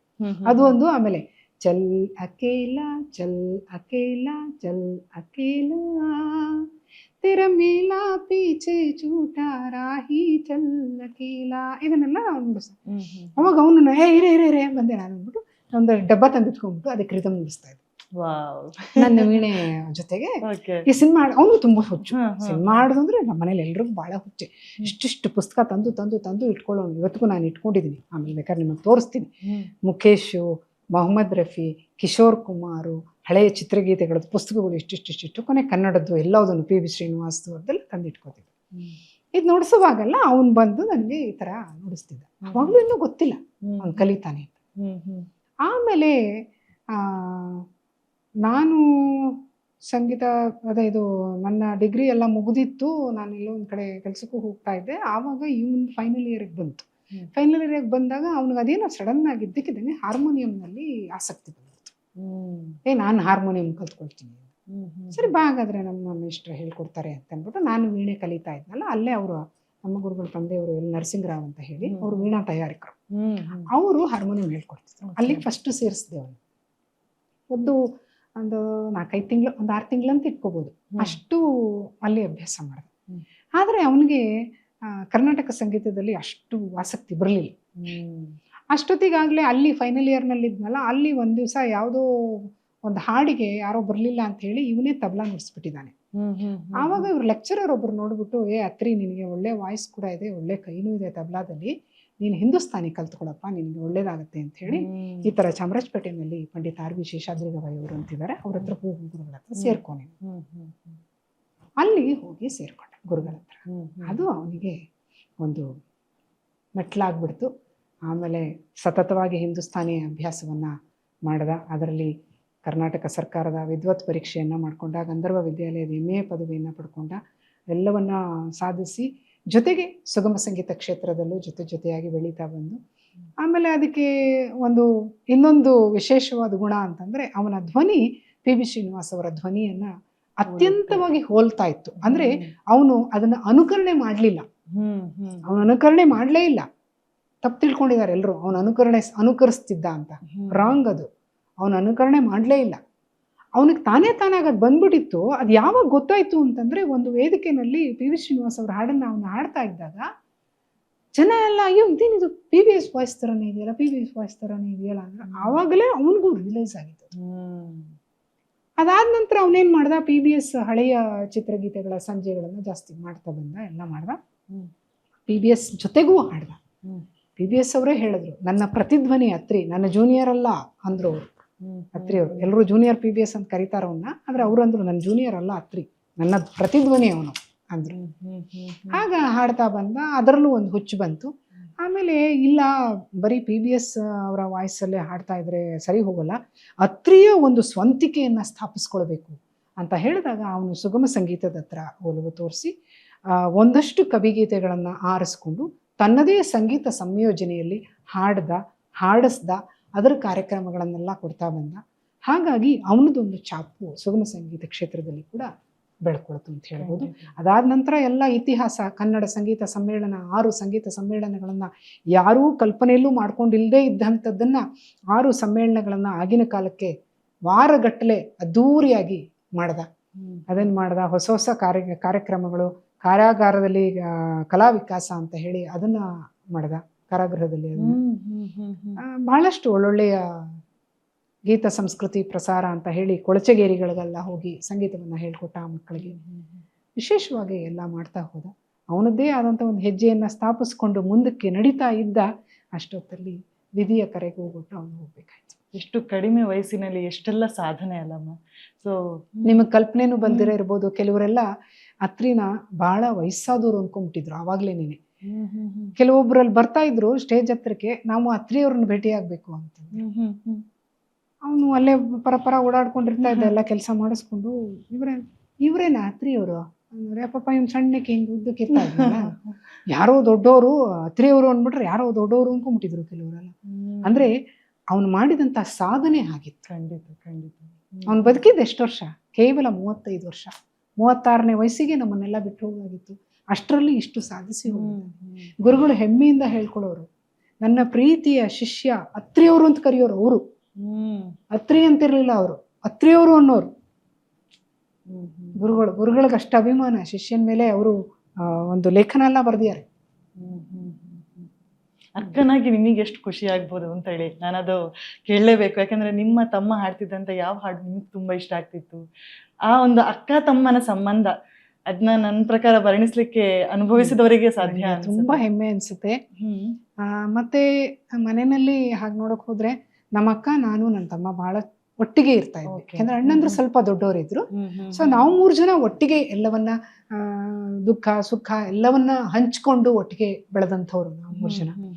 ಹಾಗಾಗಿ ನಾವು 3 ಜನ ಒಟ್ಟಿಗೆ ಇರ್ತಾ ಇದ್ವಿ. ಮತ್ತೆ ಕಲೆಯಲ್ಲಿ ನನಗೆ ಅವನಿಗೆ ಸಮಾನವಾದ ಆಸಕ್ತಿ ಇದ್ದಿದ್ರಿಂದ ನಮ್ಮ ಸಂಬಂಧ ಇನ್ನೂ ಒಂದ್ ಸ್ವಲ್ಪ ಹೆಚ್ಚಿಗೆ ಬೆಸ್ಕೋತು ಅನ್ಬೋದು. ಯಾಕೆಂದ್ರೆ ಅವನ ಹಿಂದೂಸ್ತಾನಿ ಶಾಸ್ತ್ರೀಯ ಸಂಗೀತಕ್ಕೆ ಬೆಳಗಿನ ಜಾವ ಎದ್ದು ತಂಬೂರಿ ಹಾಕ್ತಿದ್ದವಳು ನಾನು. ನಾನು ಆ ಸಹಕಾರವನ್ನು ಅವನು ಕೊಡ್ತಾ ಇದ್ದೆ. ಮತ್ತೆ ಕಾರ್ಯಕ್ರಮಗಳಿಗೆ ಹೋಗುವಾಗ ಅವನು ನನ್ನನ್ನು ಕರ್ಕೊಂಡು ಹೋಗ್ತಾ ಇದ್ದ. ನನಗೆ ಮದುವೆ ಆದಮೇಲೆ ಒಂದು ಸ್ವಲ್ಪ ವರ್ಷ ಸಂಗೀತ ಬಿಟ್ಟೇ ಹೋಗಿತ್ತು ಅಂತಲೇ ಹೇಳ್ಬಿಡ್ಬೋದು ನಾನು. ಆವಾಗ ಮತ್ತೆ ಅದಕ್ಕೆ ನೀರೇರೋದು, ಇಲ್ಲ ನೀನು ಹಂಗೆಲ್ಲ ನಿಲ್ಲಿಸ್ಬಾರ್ದು, ಇಷ್ಟು ಕಲ್ತಿದ್ಯಾ ಮಾಡಿದ್ಯಾ ಏನಕ್ಕೆ ಅದನ್ನು ಬಿಟ್ಬಿಡ್ತೀಯಾ, ಹಂಗೆಲ್ಲ ಮಾಡಬಾರ್ದು ನೀನು ಅಂತ ಹೇಳಿ ಮತ್ತೆ ಅದನ್ನು ಒಂಥರ ಪುನರುಜ್ಜೀವನಗೊಳಿಸಿದವನು ನನ್ನ ತಮ್ಮ. ಮತ್ತದಕ್ಕೆ ನೀರೇರಿದು, ಇಲ್ಲ ನೀನು ಸಂಗೀತವನ್ನು ಮುಂದುವರಿಸು ಅಂತ ಹೇಳಿ ರೆಕಾರ್ಡಿಂಗ್ಸ್ ಕರ್ಕೊಂಡು ಹೋಗ್ತಾ ಇದ್ದ, ಪ್ರೋಗ್ರಾಮ್ಸಿಗೆ ಕರ್ಕೊಂಡು ಹೋಗ್ತಾ ಇದ್ದ, ಇಬ್ಬರು ಒಟ್ಟಿಗೆ ಕಾರ್ಯಕ್ರಮ ಹೋಗ್ತಾ ಇದ್ವಿ. ಅದೆಲ್ಲವನ್ನು ಶುರು ಮಾಡಿಸಿದ್ದು ಅವನೇನೆ. ಮತ್ತೆ ಆ ಥರ ಅವನ ಒಂದಿತ್ತು. ಮತ್ತು ಅವನೆಲ್ಲ ಕಾರ್ಯಕ್ರಮಗಳಲ್ಲಿ ನಿರೂಪಣೆ ಕೆಲಸವನ್ನು ನಾನು ಮಾಡಿಕೊಡ್ತಾ ಇದ್ದೆ. ಎಲ್ಲದಕ್ಕೂ ನಿರೂಪಣೆಗೆ ನನಗೆ ಹೇಳ್ತಾ ಇದ್ದ. ಈ ಥರ ಏನೇ ಒಂದಿದ್ರು ಸಲಹೆ ಸಹಕಾರ ನಮ್ಮಿಬ್ರದ್ದು ಇದ್ದೇ ಇತ್ತು. ನಾನು ಅದೇ ಆಗ್ಲೇ ಕೇಳಿದಾಗೆ ಅವ್ರು ಹಾಡಿದಂಥ ಯಾವ ಹಾಡು ನಿಮಗೆ ತುಂಬ ಈಗಲೂ ನೆನಪಾಗುವಂಥ ಹಾಡು ಯಾವುದು ಅಂತ? ತುಂಬ ನನಗೆ ಇಷ್ಟ ಆಗೋದು ಅಂತಂದರೆ ಒಂದು ಹಾಡು ನಾನು ಅವನದ್ದನ್ನು ಅಂದರೆ ಹಾಡಿ ತುಂಬ ಎಲ್ಲ ಕಡೆ ಜನಪ್ರಿಯಗೊಳಿಸಿದ್ದೀನಿ, ಕುವೆಂಪು ಅವರದ್ದು. ಅದು ಒಂದಿದೆ, ಅದು ಹಾಡ್ತೀನಿ ಆಮೇಲೆ. ಇನ್ನೊಂದು ವಿಜಯಸಾಸನೂರವರ ಒಂದಷ್ಟು 8 ಕವಿತೆಗಳನ್ನು ತಗೊಂಡು ಅವನು ಹಾಡನ್ನ ಕೋಗಿಲೆ ಅಂತ ಅವನ 100ನೇ ಧ್ವನಿ ಸುರುಳಿಯನ್ನಾಗಿ ಮಾಡ್ದ. ಆವಾಗ ಅವನಿಗೆ ಹಾಡಿನ ಕೋಗಿಲೆ ಅಂತ ಬಿರುದು ಕೂಡ ಕೊಟ್ಟು ಅದೊಂದು ಕಾರ್ಯಕ್ರಮ ಮಾಡಿದ್ರು. ಅದರಲ್ಲೂ ಒಂದು ಗೀತೆ ಅದನ್ನ ಆಕ್ಚುಲಿ ಸಂಯೋಜನೆ ಮಾಡಿದಾಗ ರತ್ನಮಾಲಾ ಪ್ರಕಾಶ್ ಅವ್ರ ಕೈನಲ್ಲಿ ಹಾಡಿಸ್ದ. ಅದು ರೆಕಾರ್ಡಿಂಗ್ ನಡೀತಾ ಇತ್ತು, ಒಳಗಡೆ ಎಲ್ಲ ವಾಯ್ಸ್ ಮಿಕ್ಸಿಂಗ್ ಅದೆಲ್ಲ ಆದಮೇಲೆ ರತ್ನಮಾಲಾ ಹಾಡಿದ್ಮೇಲೆ ಇವನಿಗೆ ಅದ್ಯಾಕೋ ಹಾಡು ಭಾಳ ಇಷ್ಟ ಆಗ್ಬಿಡ್ತು. ಆವಾಗ ಅವನು, ರತ್ನಮಾಲಾ ಈ ಕಡೆ ನೀವು ಹಾಡಿದ್ದೀರಾ, ಬಿ ಸೈಡಲ್ಲಿ ನಾನು ಸೋಲೋ ಹಾಡ್ಬಿಡ್ತೀನಿ ಆ ಹಾಡನ್ನು, ನನಗೂ ಭಾಳ ಇಷ್ಟ ಆಗೋಯ್ತು ಆ ಹಾಡು ಅಂತ ಹೇಳಿದೆ. ಆ ಗೀತೆ ನನಗೂ ತುಂಬ ಇಷ್ಟ ಆಯಿತು. ಅದನ್ನ ಆಮೇಲೆ ಒಂದು ದಿವಸ ನಾನು ಜಾನಕಿ ಅಮ್ಮಂಗೂ ಕೇಳಿಸ್ದೆ. ಅವರು ಅದನ್ನ ಇಷ್ಟಪಟ್ಟು ಕಣ್ಣಲ್ಲಿ 2 ಹನಿ ನೀರು ಹಾಕೊಂಡ್ಬಿಟ್ರು. ಎಂಥ ಕಂಪೋಸಿಷನ್ ಮಾಡಿದ್ದಾರೆ ಅತ್ರಿಯವರು, ಎಷ್ಟು ಚೆನ್ನಾಗಿ ಬಂದಿದೆ ಅನ್ಕೊಂಡು ಅಂತ. ಆ ಹಾಡನ್ನು ನಾನು ಒಂಚೂರು ಹಾಡಿ ತೋರಿಸ್ತೀನಿ. ಏಕಾಂಗಿ ಜೀವ ಕರೆಯುತ್ತಲಿದೆ, ನೆನಪಲ್ಲಿ ಮರೆಯುತ್ತಲಿದೆ, ಏಕಾಂಗಿ ಜೀವ ಕರೆಯುತ್ತಲಿದೆ, ನೆನಪಲ್ಲಿ ಮರೆಯುತ್ತಲಿದೆ, ನೋವಲ್ಲಿ ನೆನಪನ್ನು ಬರೆದೆ,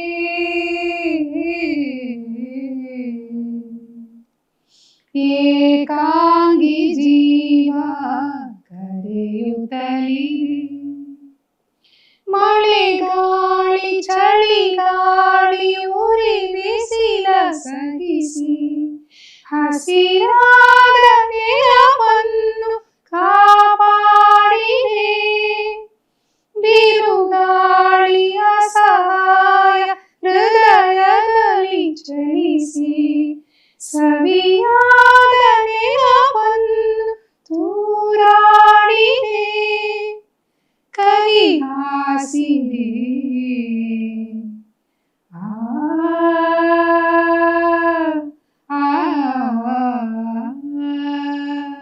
ಏಕಾಂಗಿ ಜೀವ ಕರೆಯುತ್ತಲಿದೆ, ನೆನಪಲ್ಲಿ ಮರೆಯುತ್ತಲಿದೆ, ನೋವಲ್ಲಿ ನೆನಪನ್ನು ಬರೆದೆ, ಏಕಾಂಗಿ ಜೀವ ಕರೆಯುತ್ತಲಿದೆ. ವಾ, ಹಾಡುವಾಗ ನಾನು ತುಂಬ ಭಾವುಕಳಾಗ್ತೀನಿ. ಇವತ್ತು ಕಂಟ್ರೋಲ್ ಮಾಡ್ಕೊಂಡಿದ್ದೀನಿ. ನನ್ನನ್ನು ಏಕಾಂಗಿ ಆಗ್ಬಿಟ್ಟು ಹೋಗ್ಬಿಟ್ಟು ಎಲ್ಲೋ ಅಂತ ಅವನನ್ನು ಕೇಳ್ತಾ ಇರ್ತೀನಿ. ನಿಮಗೆ ತುಂಬಾ ಹತ್ತಿರವಾಗುವಂತ ರಾಗ ಅಥವಾ ನಿಮ್ಮ ಖುಷಿ ಸಂದರ್ಭದಲ್ಲಿ ಅಥವಾ ನೋವಿನ ಸಂದರ್ಭದಲ್ಲಿ ನಿಮಗೆ ಹತ್ತಿರವಾಗುವಂತ, ನೀವು ಗುಣಗುವಂತ ರಾಗ ಯಾವುದಮ್ಮ? ನಮಗೆ ಸಂಗೀತಗಾರರಿಗೆ ಆ್ಯಕ್ಚುಲಿ ಎಲ್ಲ ರಾಗನೂ ತುಂಬ ಇಷ್ಟ ಆಗುತ್ತೆ. ಅದರಲ್ಲಿ ನನಗೆ ಭೈರವಿ ತುಂಬ ಇಷ್ಟ. ಭೈರವಿ, ಸಿಂಧು ಭೈರವಿ, ಯಾವುದೇ ಭೈರವಿ ಇರ್ಬೋದು, ಬಹಳ ಇಷ್ಟವಾಗುವಂಥ ರಾಗ ಅದು. ತಮ್ಮ ಅವರಿಗೆ ಯಾವ್ದು ಇಷ್ಟ ಆಗ್ತಿತ್ತು? ಅವನಿಗೆ ನಾನು ಆ ವಿಷಯದಲ್ಲಿ ಯಾವತ್ತೂ ನಾವೇನು ಚರ್ಚೆ ಮಾಡಿಲ್ಲ. ಎಲ್ಲವೂ ಇಷ್ಟ ಆಗ್ತಿತ್ತು. ಅವನು ಎಲ್ಲ ರಾಗದಲ್ಲೂ ಮಾಡಿದ್ದಾನೆ, ಕಂಪೋಸಿಷನ್ ಎಲ್ಲ ರಾಗದಲ್ಲೂ ಮಾಡಿದ್ದಾನೆ. ಬಟ್ ಅವನು ಮಾಡಿರೋದ್ರಲ್ಲೂ ಅಷ್ಟೇನೆ ಭೈರವಿ ರಾಗದೆಲ್ಲ ತುಂಬ ಚೆನ್ನಾಗಿ ಬಂದಿದೆ. ಭಕ್ತಿಗೀತೆ ಇರ್ಬೋದು, ಭಾವಗೀತೆ ಇರ್ಬೋದು, ಭೈರವಿದು ಭಾಳ ಚೆನ್ನಾಗಿ ಬಂದಿದೆ. ಅದರಲ್ಲಿ ಒಂದು ತುಣುಕು ಭೈರವಿ, ಇದನ್ನೆಲ್ಲ ಹೇಳಕ್ಕೆ ಇಷ್ಟಪಡ್ತೀನಿ. ಪೂತಿನ ಅವರ ಒಂದು ಕವಿತೆ. ಮತ್ತೆ ಅದನ್ನು ಪ್ಯಾಥೋಮೂಡೆ, ನಂಗೆ ಸ್ವಲ್ಪ ಪ್ಯಾಥೋಮೂಡ್ಗಳೆಲ್ಲ ಬಹಳ ಇಷ್ಟ ಆಗ್ಬಿಡ್ತೀನಿ. ಬಳ್ಳಿಯೊಡಲ ಕುಸುಮದಂತೆ ಹುದುಗಿದೆನ್ನ ಗೀತವು, ಬಳ್ಳಿಯೊಡಲ ಕುಸುಮದಂತೆ ಹುದುಗಿದೆನ್ನ ಗೀತವು, ಮೆಲ್ಲನೊಡೆದು ಬರುವುದೆಂದು ಎಂದು ನಲಿವೆದರುವೆ, ಬಳ್ಳಿಯೊಡಲ ಕುಸುಮದಂತೆ ಹುದುಗಿದೆನ್ನ ಗೀತವು. ಅದ್ಭುತವಾಗಿ ಬಂತು ಅಮ್ಮ. ಸೊ ಇನ್ನೊಂದು ಕೇಳಬೇಕು, ಈ ಕೊನೆಯ ಸಮಯ ಅಂತ ಇರುತ್ತಲ್ಲ, ಅಂದ್ರೆ ಈಗ ಅತ್ರಿ ಅವ್ರು ತೀರ್ಕೊಂಡಂತಹ ಕೊನೆಯ ದಿನಗಳು, ಅದೇನಂತ ಹೇಳಿದ್ರೆ ಏನೋ ನಮಗೆ ಒಂದು ಇಂಡೈರೆಕ್ಟ್ ಆಗಿ ಬಂದು ಹೇಳ್ದಂಗೆ, ಅಥವಾ ಅವ್ರ ಜೊತೆ ಆ ಕಳೆದಂತ ಸಮಯ ಮತ್ತೆ ಕಾಡತ್ತೆ. ಆ ಕೊನೆಯ ದಿನಗಳು ನೆನಪಿದೆ ನಿಮಗೆ? ಅಂದ್ರೆ ತೀರ್ಕೊಳ್ಳುವ ಹಿಂದಿನ ದಿನ ಆಗಿರ್ಬೋದು, ನೀವು ಯಾವ ರೀತಿ ಕಳೆದಿದ್ರಿ? ಅವನು ಊರಿಗೆ ಇಲ್ಲಿಂದ ಶೃಂಗೇರಿಗೆ ಪ್ರಯಾಣ ಮಾಡುವ ಹಿಂದಿನ ದಿವಸ ನಂದು ಅವನದ್ದು ಸೇರಿಸಿ ಒಂದು ಕಾರ್ಯಕ್ರಮ ಇತ್ತು. ಬುಲ್ ಟೆಂಪಲ್ ರೋಡಲ್ಲಿ ಒಂದು ಚೌಲ್ಟ್ರಿನಲ್ಲಿ ಮದುವೆ ಮನೆ ಕಾರ್ಯಕ್ರಮ. ಆಕ್ಚುಲಿ ಅವತ್ತು ಅವನು 2 ಕಾರ್ಯಕ್ರಮ ಒಪ್ಕೊಂಡ್ಬಿಟ್ಟಿದ್ದ. ಒಂದು ಇದು ನಮ್ಮದು ಪೂರ್ತಿ, ಇನ್ನೊಂದು ಕಡೆಗೆ ಗೆಸ್ಟ್ ಸಿಂಗರ್ ಆಗಿ ಬರ್ತೀನಿ ಅಂತ ಒಪ್ಕೊಂಡಿದ್ದ. ಸೊ ಹಾಗಾಗಿ ಇಲ್ಲಿ ಏನ್ ಮಾಡ್ದ, ಕಾರ್ಯಕ್ರಮದಲ್ಲಿ ಒಂದಷ್ಟು ಹಾಡನ್ನು ಹಾಡ್ಬಿಟ್ಟು ಆಮೇಲೆ ನನಗೆ ಹೇಳ್ದ, ಇನ್ನು ನೀನು ಕಾರ್ಯಕ್ರಮ ಮುಗಿಸ್ಕೊಂಡು ಅವ್ರ ಹತ್ರ ಪೇಮೆಂಟ್ ಎಲ್ಲ ಇಸ್ಕೊಂಡು ನೀನು ಮನೆಗೆ ಹೋಗ್ಬಿಡು, ನಾನು ಆ ಕಾರ್ಯಕ್ರಮಕ್ಕೆ ಹೋಗಿ ಅಲ್ಲಿ ಸ್ವಲ್ಪ ಹೊತ್ತು ಹಾಡಿ ಆಮೇಲೆ ನಂತರ ಮನೆಗೆ ಹೋಗ್ತೀನಿ, ನಾನು ನಿನಗೆ ನಾಳೆ ಯಾವುದು ಫೋನ್ ಮಾಡ್ತೀನಿ ಅಂತ ಹೇಳ್ದೆ. ಹೇಳ್ಬಿಟ್ಟು ಅವನು ನನ್ನ ಜೊತೆ ಕಾರ್ಯಕ್ರಮ ಇದ್ದಿದ್ದು SBN ಹಾಲ್, ಬುಲ್ ಟೆಂಪಲ್ ರೋಡ್ ಚೌಲ್ಟ್ರಿನಲ್ಲಿ. ಅದು ಅವನದು ಜಯನಗರಕ್ಕೆ ಹೋದ. ಅಲ್ಲಿಂದ ಜಯನಗರಕ್ಕೆ ಹೊರಟ. ನನ್ನ ಜೊತೆಗೆ ಅವನು ಕಟ್ಟ ಕಡೆಯಾಗಿ ಹಾಡಿದ ಹಾಡು ಎಂದೆಂದು ನಿನ್ನನ್ನು ಮರೆತು, ಎಂದೆಂದು ನಿನ್ನನ್ನು ಮರೆತು ಬದುಕಿರಲಾರೆ, ಇನ್ನೆಂದು ನಿನ್ನನ್ನು ಅಗಲಿ ನಾನಿರಲಾರೆ, ಒಂದು ಕ್ಷಣ ನೊಂದರು ನೀ ನಾ ತಾಳಲಾರೆ, ಒಂದು ಕ್ಷಣ ವಿರಹವನು ನಾ ಸಹಿಸಲಾರೆ, ಎಂದೆಂದು ನಿನ್ನನ್ನು ಮರೆತು ಬದುಕಿರಲಾರೆ, ಇನ್ನೆಂದು ನಿನ್ನನ್ನು ಅಗಲಿ ನಾನಿರಲಾರೆ. ಆ ಹಾಡು ನಾವಿಬ್ರು ಒಟ್ಟಿಗೆ ಹಾಡ್ತಾ ಇದ್ವಿ. ಅದನ್ನ 2 ಕನಸು. ಅದನ್ನ ಹಾಡ್ಬಿಟ್ಟು ನಾವು ಹೊರಟ ಮೇಲೆ ಇದು ಕಾರ್ಯಕ್ರಮ ನಾನು ಮುಗಿಸ್ಕೊಂಡು ಅವರು ಪಾರ್ಟಿ ಹತ್ರ ಎಲ್ಲ ಪೇಮೆಂಟ್ ಇಸ್ಕೊಂಡು ಎಲ್ಲ ಮಾಡ್ಕೊಂಡು ನಾನು ಮನೆಗೆ ಹೋದೆ. ರಾತ್ರಿ ಲೇಟ್ ಆಯ್ತು, ಅವನು ಬರೋದು ಲೇಟ್ ಆಯ್ತು. ಬೆಳಗ್ಗೆ ಹೊರಡಕ್ಕೆ ಮುಂಚೆ ನನಗೆ ಫೋನ್ ಮಾಡ್ದ. ಊರಿಗೆಲ್ಲ ಹೊರಡ್ಬೇಕಾಯ್ತು. ನನ್ನ ಮಗಳು ಅವನ ಜೊತೆಗೆ ಹೋದ್ಲಲ್ಲ, ಹಾಗಾಗಿ ನನ್ನ ಮಗಳು ಅಲ್ಲಿಗೆ ಹೋಗಿದ್ಲು, ಎಲ್ಲ ಜೊತೆ ಹೊರಟ್ರು. ನಾನು ಆಫೀಸ್ಗೆ ಹೋಗ್ತಾ ಇದ್ದೆ. ಅವಾಗ ಫೋನ್ ಮಾಡ್ದ, ಎಲ್ಲ ಕಾರ್ಯಕ್ರಮ ಎಲ್ಲ ಸರಿಗಾಯ್ತಾ, ಪಾರ್ಟಿ ಎಲ್ಲ ಪೇಮೆಂಟ್ ಕೊಟ್ರ, ಏನು ಪ್ರಾಬ್ಲಮ್ ಆಗಲಿಲ್ಲ ತಾನೇ, ಹಾಗೆ ಅಂತೆಲ್ಲ ಹೇಳಿ. ಇಲ್ಲಪ್ಪ ಏನು ಪ್ರಾಬ್ಲಮ್ ಆಗಲಿಲ್ಲ, ಎಲ್ಲ ಸರಿ ಹೋಯ್ತು, ಈ ಥರ ಆಯಿತು, ಕಾರ್ಯಕ್ರಮ ಎಲ್ಲ ಚೆನ್ನಾಗಾಯಿತು. ಸರಿ ಬಿಡು, ಆಗ ನಾನು ಊರಿಗೆ ಹೊರಡ್ತಾ ಇದ್ದೀನಲ್ಲ ಇವತ್ತು, ಬಂದ ನಂತರ ಸಿಗೋಣ ಊರಿಗೆ ಅಂತ ಫೋನಲ್ಲಿ ಹೇಳಿದೆ. ಇದೆ ನಮ್ಮದು ಅವನದು ಕಡೆಯ ಮಾತು. ಮತ್ತೆ ಅವನು ವಾಪಸ್ ಬರಲೇ ಅಷ್ಟೇ. ಅದೆಷ್ಟು ನೋವು ಕೊಡುತ್ತಲ್ಲ ಆ ಸಮಯದಲ್ಲಿ. ಏನೋ ಒಂದು ಆಡಿದ ಮಾತಾಗಿರ್ಬೋದು, ನಮಗೆ ಮತ್ತೆ ರಿಕಾಲ್ ಆಗುವ ಹಾಗೆ ಮಾಡುತ್ತೆ ಅಂತ ಸನ್ನಿವೇಶಗಳು. ಇನ್ನೊಂದು ಅದ್ರ ಬಗ್ಗೆ ಹೇಳಬೇಕು ಅಂತಂದರೆ, ಅವರು ಸಂಘಟನಾ ಶಕ್ತಿ ಆಗಿರ್ಬೋದು, ಅವರ ಒಡನಾಡಿಗಳು, ಒಟ್ಟಿಗೆ ಇದ್ದಂತಹ ಸ್ನೇಹಿತರಾಗಿರ್ಬೋದು, ಈ ವರ್ಗದ ಬಗ್ಗೆ ಮಾತನಾಡೋದಾದ್ರೆ ಸಂಘಟನೆ ಅಂತಂದರೆ, ಸಂಘಟನೆಯಲ್ಲಿ ಅವನು ಎತ್ತಿದ ಕೈ. ಅವನಿಗೆ ಯಾರೂ ಸಮ ಇಲ್ಲ. ನಾನು ಹೆಮ್ಮೆಯಿಂದ ಹೇಳ್ಕೊಳ್ತೀನಿ. ಯಾಕೆಂದರೆ ಒಬ್ಬ ಏಕ ವ್ಯಕ್ತಿಯಾಗಿ ಅವನು ಯಾವ ರೀತಿ ಸಂಘಟನೆ ಮಾಡ್ತಿದ್ದ, ಎಲ್ಲಿ ಹೋಗ್ತಿದ್ದ, ಎಲ್ಲಿಂದ ಹಣ ತರ್ತಿದ್ದ, ಹೇಗೆ ಓಡಾಡ್ತಿದ್ದ, ಹೇಗೆ ಮಾಡ್ತಿದ್ದ ಅನ್ನೋದು ಇವತ್ತಿಗೂ ಯಕ್ಷ ಪ್ರಶ್ನೆಯಾಗಿ ಉಳಿದಿದೆ. ಇದನ್ನ ಒಂದು ಕಾರ್ಯಕ್ರಮದಲ್ಲಿ ಪ್ರೊಫೆಸರ್ ಚನ್ವೀರ್ ಕಣವಿ ಅವರು ಹೇಳಿದ್ದಾರೆ, ಅವರೇ ಖುದ್ದಾಗಿ ಹೇಳಿದ್ದಾರೆ. ಹೇಗೆ ಅತ್ರಿ ಅವರು ಅದನ್ನೆಲ್ಲ ನಿಭಾಯಿಸ್ತಿದ್ದು ಅಂತ ಇವತ್ತು ನಾವು ಯೋಚನೆ ಮಾಡಿದ್ರೆ ಬಹಳ ಆಶ್ಚರ್ಯ ಅನ್ಸುತ್ತೆ. ಅಷ್ಟು ಒಂದು ಪಾದರಸದ ಥರ ಓಡಾಡ್ತಾ ಇದ್ರು ಆ ವ್ಯಕ್ತಿ. ಎಷ್ಟು ಕಡೆಯಲ್ಲಿ ತಲೆ ಓಡಿಸ್ತಾ ಇದ್ರು, ಎಷ್ಟು ಕಡೆಯಲ್ಲಿ ಯೋಚನೆ ಮಾಡ್ತಾ ಇದ್ರು ಅವರು ಅಂತಂದ್ರೆ, ಒಂದು ಸಂಘಟನೆ ಮಾಡಬೇಕಾದಾಗ ಅದರ ಆಗು ಹೋಗುಗಳಿರ್ಬೋದು, ತಪ್ಪು ಒಪ್ಪುಗಳಿರ್ಬೋದು, ಎಲ್ಲವನ್ನ ಯೋಚನೆ ಮಾಡ್ಕೊಂಡು ಮಾಡ್ತಾ ಇದ್ರು ಆತ. ಅದು ಒಂದು ಶಕ್ತಿ ಬಿಡ್ರಿ ಅಂತ ಹೇಳಿ ಕೆಲವರೆಲ್ಲ ಹೇಳಿದ್ದಾರೆ. ಹಾಗಾಗಿ ಅವನ ಸಂಘಟನೆಗೆ ಹ್ಯಾಟ್ಸ್ ಆಫ್ ಟು ಹಿಮ್ ಅಷ್ಟೇ. ಅತ್ರಿಗೆ ಅತ್ರಿನೇ ಸಾಟಿ, ಬೇರೆ ಯಾರೂ ಇಲ್ಲ ಅಂತ ನಾನು ಹೇಳ್ತೀನಿ. ಅದೇನೋ ಮಾತಿದೆ ಅಲ್ಲಮ್ಮ, ದೇವರಿಗೆ ಜಾಸ್ತಿ ಹತ್ರ ಆದವರು ಬೇಗ ಕರ್ಕೊಂತಾರಂತೆ. ಅಲ್ಲ, ಒಳ್ಳೊಳ್ಳೆಯ ಹೂಗಳನ್ನೇ ದೇವರು ಆರಿಸ್ಕೊಳ್ತಾರಂತೆ. ಜೊತೆಗೆ ಜವರಾಯ ಬಂದರೆ ಬರಿ ಕೈಲಿ ಬರಲಿಲ್ಲ, ಕುಡುಗೋಲ ಹಿಡಿತಂದ, ಒಳ್ಳೊಳ್ಳೆ ಮರನೇ ಕಡಿತಂದ ಅಂತ. ಒಳ್ಳೊಳ್ಳೆ ಮರಗಳನ್ನೇ ಕಟ್ಕೊಂಡು ಹೋಗ್ತಾರಂತೆ. ಎಲ್ರಿಗೂ ಚೆನ್ನಾಗಿರೋದು ಬೇಕಲ್ಲ, ಅದ್ರಿಂದ. ಇನ್ನು ಆ ಸಂಘಟನೆಯನ್ನು ನೀವು ಮುಂದುವರ್ಸ್ಕೊಂಡು ಬಂದಿರೋದಾಗಿರ್ಬೋದು, ಸೊ ಶಿಕ್ಷಣ ಸಂಸ್ಥೆಯನ್ನು ಕಟ್ಟಿರೋದು, ಇದರ ಸುತ್ತ ಮಾತನಾಡೋದಾದ್ರೆ ಆಸ್ ಅ ಸಂಘಟಕ್ಕೆ ಆಗಿ, ಆಸ್ ಅ ಸಂಯೋಜಕ್ಕೆ ಆಗಿ ನಿಮ್ಮ ಈಗದ ಜವಾಬ್ದಾರಿಯ ಬಗ್ಗೆ ಮಾತನಾಡೋದಾದ್ರೆ? ತುಂಬಾನೇ ಜವಾಬ್ದಾರಿ ಇತ್ತು ನನಗೆ. ಯಾಕೆ ಅಂತಂದ್ರೆ ಸಂಗೀತ ಗಂಗಾನ ಕಟ್ಟಿ ನಂತರ ಕೇವಲ 6 ವರ್ಷಗಳು ಮಾತ್ರ ನನ್ನ ಸಹೋದರ ಅದನ್ನು ನಡೆಸ್ಕೊಂಡು ಬಂದ. 6 ವರ್ಷಗಳಲ್ಲಿ ಅವನು ಮಾಡಿದಂತಹ ಕಾರ್ಯಕ್ರಮಗಳಿದೆಯಲ್ಲ, ಅದು ಬಹಳ ವಿಶಿಷ್ಟ ಮತ್ತು ವಿನೂತನ. ಆ ವೈಭವ ಅದನ್ನೆಲ್ಲ ಇವತ್ತಿಗೂ ನೆನೆಸ್ಕೊಂಡ್ಬಿಟ್ರೆ ಮೈಯೆಲ್ಲ ಜುಮ್ ಅನ್ಬಿಡುತ್ತೆ. ಅದು ಹೇಗೆ ನಡೀತು ಅಂತಾನೆ ಅರ್ಥ ಆಗಲ್ಲ ನಮಗೆ, ಆ ಥರ. ಅದಾದ ನಂತರ ನನಗೂ ಜವಾಬ್ದಾರಿ ಇತ್ತು. ಯಾಕೆಂದರೆ ಅಷ್ಟು ಕಷ್ಟಪಟ್ಟು, ಅಷ್ಟು ಆಸೆಯಿಂದ, ಅಷ್ಟು ಆಕಾಂಕ್ಷೆಗಳನ್ನು ಇಟ್ಕೊಂಡು ಈ ಕ್ಷೇತ್ರದಲ್ಲಿ ಏನಾದರೂ ಮಾಡಬೇಕು ಅಂತ ಆ ಸಂಸ್ಥೆಯನ್ನು ಪ್ರಾರಂಭ ಮಾಡಿದ್ದು ನನ್ನ ತಮ್ಮ. ಅದನ್ನು ಮುಚ್ಚಕ್ಕೆ ಬಿಡಬಾರ್ದು, ಅದನ್ನು ಏನಾದರೂ ಮಾಡಿ ನಾನು ಅದು ಮುಂದುವರ್ಸ್ಕೊಂಡು ಹೋಗಬೇಕು ಅನ್ನೋ ಕಾರಣಕ್ಕೆ ನಾನು ಒಂದು ಸಾಫ್ಟ್ವೇರ್ ಕಂಪ್ನಿಯಲ್ಲಿ ಕೆಲಸ ಮಾಡ್ತಾ ಇದ್ದೆ. ಅದನ್ನು 2001ರಲ್ಲಿ ನಾನು ರಾಜೀನಾಮೆ ಕೊಟ್ಟು ಅಲ್ಲಿಂದ ಹೊರಗಡೆಗೆ ಬಂದು ಸಂಗೀತ ಗಂಗಾನ ಕೈಗೆ ತಗೊಂಡೆ. ಕೈಗೆ ತಗೊಂಡಾಗ ನನ್ನ ಮೇಲೆ ಬಹಳಷ್ಟು ಹೊಣೆಗಳಿತ್ತು. ಕೈನಲ್ಲಿ ಹಣ ಇರ್ತಾ ಇರಲಿಲ್ಲ. ಹೇಗೆ ನಿಭಾಯಿಸ್ಕೊಂಡು ಹೋಗಬೇಕು, ಏನು ಮಾಡಬೇಕು ಅನ್ನೋದು ಬಹಳ ಕಾಡ್ತಾ ಇತ್ತು. ಆದರೂ ಮನಸ್ಸಿನಲ್ಲಿ ಇದ್ದಿದ್ದು ಒಂದೇ ಛಲ, ಏನಾದ್ರಾಗಲಿ ನಾನು ಇದನ್ನು ಬಿಡಬಾರ್ದು, ಅರ್ಧದಲ್ಲಿ ಬಿಡಬಾರ್ದು, ನಾನು ಮುಂದುವರ್ಸ್ಕೊಂಡು ಹೋಗಲೇಬೇಕು. ಅವಾಗ ನನಗೆ ಸಹಕಾರ ಕೊಟ್ಟಿದ್ದು ನನ್ನ ತಾಯಿಯವರು ಮತ್ತು ನನ್ನ ಪತಿಯವರು ಜೊತೆಗೆ ನಿಂತ್ಕೊಂಡ್ರು. ಹಾಗಾಗಿ ನಾನು ಅದನ್ನು ಮುಂದುವರ್ಸ್ಕೊಂಡು ಹೋದೆ. ಸಾಕಷ್ಟು ಒಳ್ಳೊಳ್ಳೆಯ ಕಾರ್ಯಕ್ರಮಗಳನ್ನು ಮಾಡಿದ್ದೀನಿ, ಸಂಘಟನೆ ಮಾಡಿದ್ದೀನಿ ಅನ್ನುವಂಥ ಹೆಮ್ಮೆ ಇದೆ. ಇದೆಲ್ಲದರ ಜೊತೆಗೆ 2015ರಲ್ಲಿ ಇನ್ನೊಂದು ವಿಶೇಷವಾದ ಒಂದು ಪ್ರಯೋಗವನ್ನು ನಾನು ಪ್ರಾರಂಭ ಮಾಡಿದೆ. ಅದು ಮಾನಿನಿ ಕಲಾಕೂಟ ಅಂತ ಹೇಳಿ ಮಹಿಳಾ ಕಲಾವಿದರ ಒಂದು ಸಮ್ಮೇಳನ. ಅದು ಈಗಾಗಲೇ 11 ಸಮ್ಮೇಳನಗಳು ಜರುಗಿದಾವೆ. ಈಗ 12ನೇದು ನಾನು ಈ ವರ್ಷ ಇವಾಗ ಮಾಡಬೇಕು. ಮಹಿಳಾ ಕಲಾವಿದರನ್ನ ತೊಡಗಿಸ್ಕೊಂಡು, ಅಂದರೆ ಎಲ್ಲ ಕ್ಷೇತ್ರದ ಮಹಿಳಾ ಕಲಾವಿದರನ್ನು, ಸಂಗೀತ, ನೃತ್ಯ, ನಾಟಕ, ಜಾನಪದ, ಗಮಕ, ಹರಿಕತೆ, ಯಕ್ಷಗಾನ, ಹೀಗೆ ಎಲ್ಲವನ್ನ ತೊಡಗಿಸ್ಕೊಂಡು ಎಲ್ಲ ಕಲಾವಿದರನ್ನು, ಕವಯಿತ್ರಿಯರು, ಹೀಗೆ ಎಲ್ಲ ಮಹಿಳೆಯರು, ಮಹಿಳಾ ಕಲಾವಿದರು, ವಾದ್ಯ ಕಲಾವಿದರು, ಇವ್ರನ್ನೆಲ್ಲ ತೊಡಗಿಸ್ಕೊಂಡು ಆ ಕಾರ್ಯಕ್ರಮ ಮಾಡ್ತಾ ಬಂದಿದ್ದೀನಿ. ಅದೊಂದು ನಂದು ವಿಶೇಷವಾದ ರಾಜ್ಯ ಮಟ್ಟದ ಒಂದು ಸಂಘಟನೆಯಾಗಿದೆ. ಇದುವರೆಗೂ ಯಾರೂ ಮಾಡಿರಲಿಲ್ಲ ಅದನ್ನು ನಮ್ಮ ಸಂಸ್ಥೆ ವತಿಯಿಂದ ನಾನು ಮಾಡಿದ್ದೀನಿ ಅನ್ನೋದು ಒಂದು ಹೆಮ್ಮೆ ಇದೆ. ಖುಷಿ ಆಯ್ತಮ್ಮ. ಇನ್ನು ಈ ಕುಟುಂಬದ ನಿಮ್ಮ ಪತಿದೇವರನ್ನ, ನಿಮ್ಮ ಮಕ್ಕಳ ಬಗ್ಗೆ ಹೇಳೋದಾದ್ರೆ? ನನಗೆ ಪತಿ ಪ್ರಸಾದ್ ಅವರು. ಹೇಮಾ ಪ್ರಸಾದ್ ಅಂದರೆ ಪ್ರಸಾದ್ ಅವರು ಅಲ್ಲೇ ಬಂದೇ ಬಿಡ್ತಾರೆ. ಸೊ ಹೇಮನ್ ಬಿಟ್ಟು ಪ್ರಸಾದ್ ಇಲ್ಲ, ಪ್ರಸಾದ್ ಬಿಟ್ಟರೆ ಹೇಮಾ ಇಲ್ಲ ಅನ್ನೋದು ಅಲ್ಲೇ ಗೊತ್ತಾಗ್ಬಿಡುತ್ತೆ. ಸೊ ಒಟ್ಟಿಗೆ ಎಲ್ಲ ಮಾಡ್ತಾ ಇದ್ದೀವಿ. ಮಕ್ಕಳು ಅಂತ ಹೇಳಿದಾಗ ನನಗೆ ಅವಳಿ ಜೋಳಿ 2 ಹೆಣ್ಮಕ್ಳಿದ್ರು, ಅರ್ಪಿತಾ, ಅಕ್ಷತಾ ಅಂತ.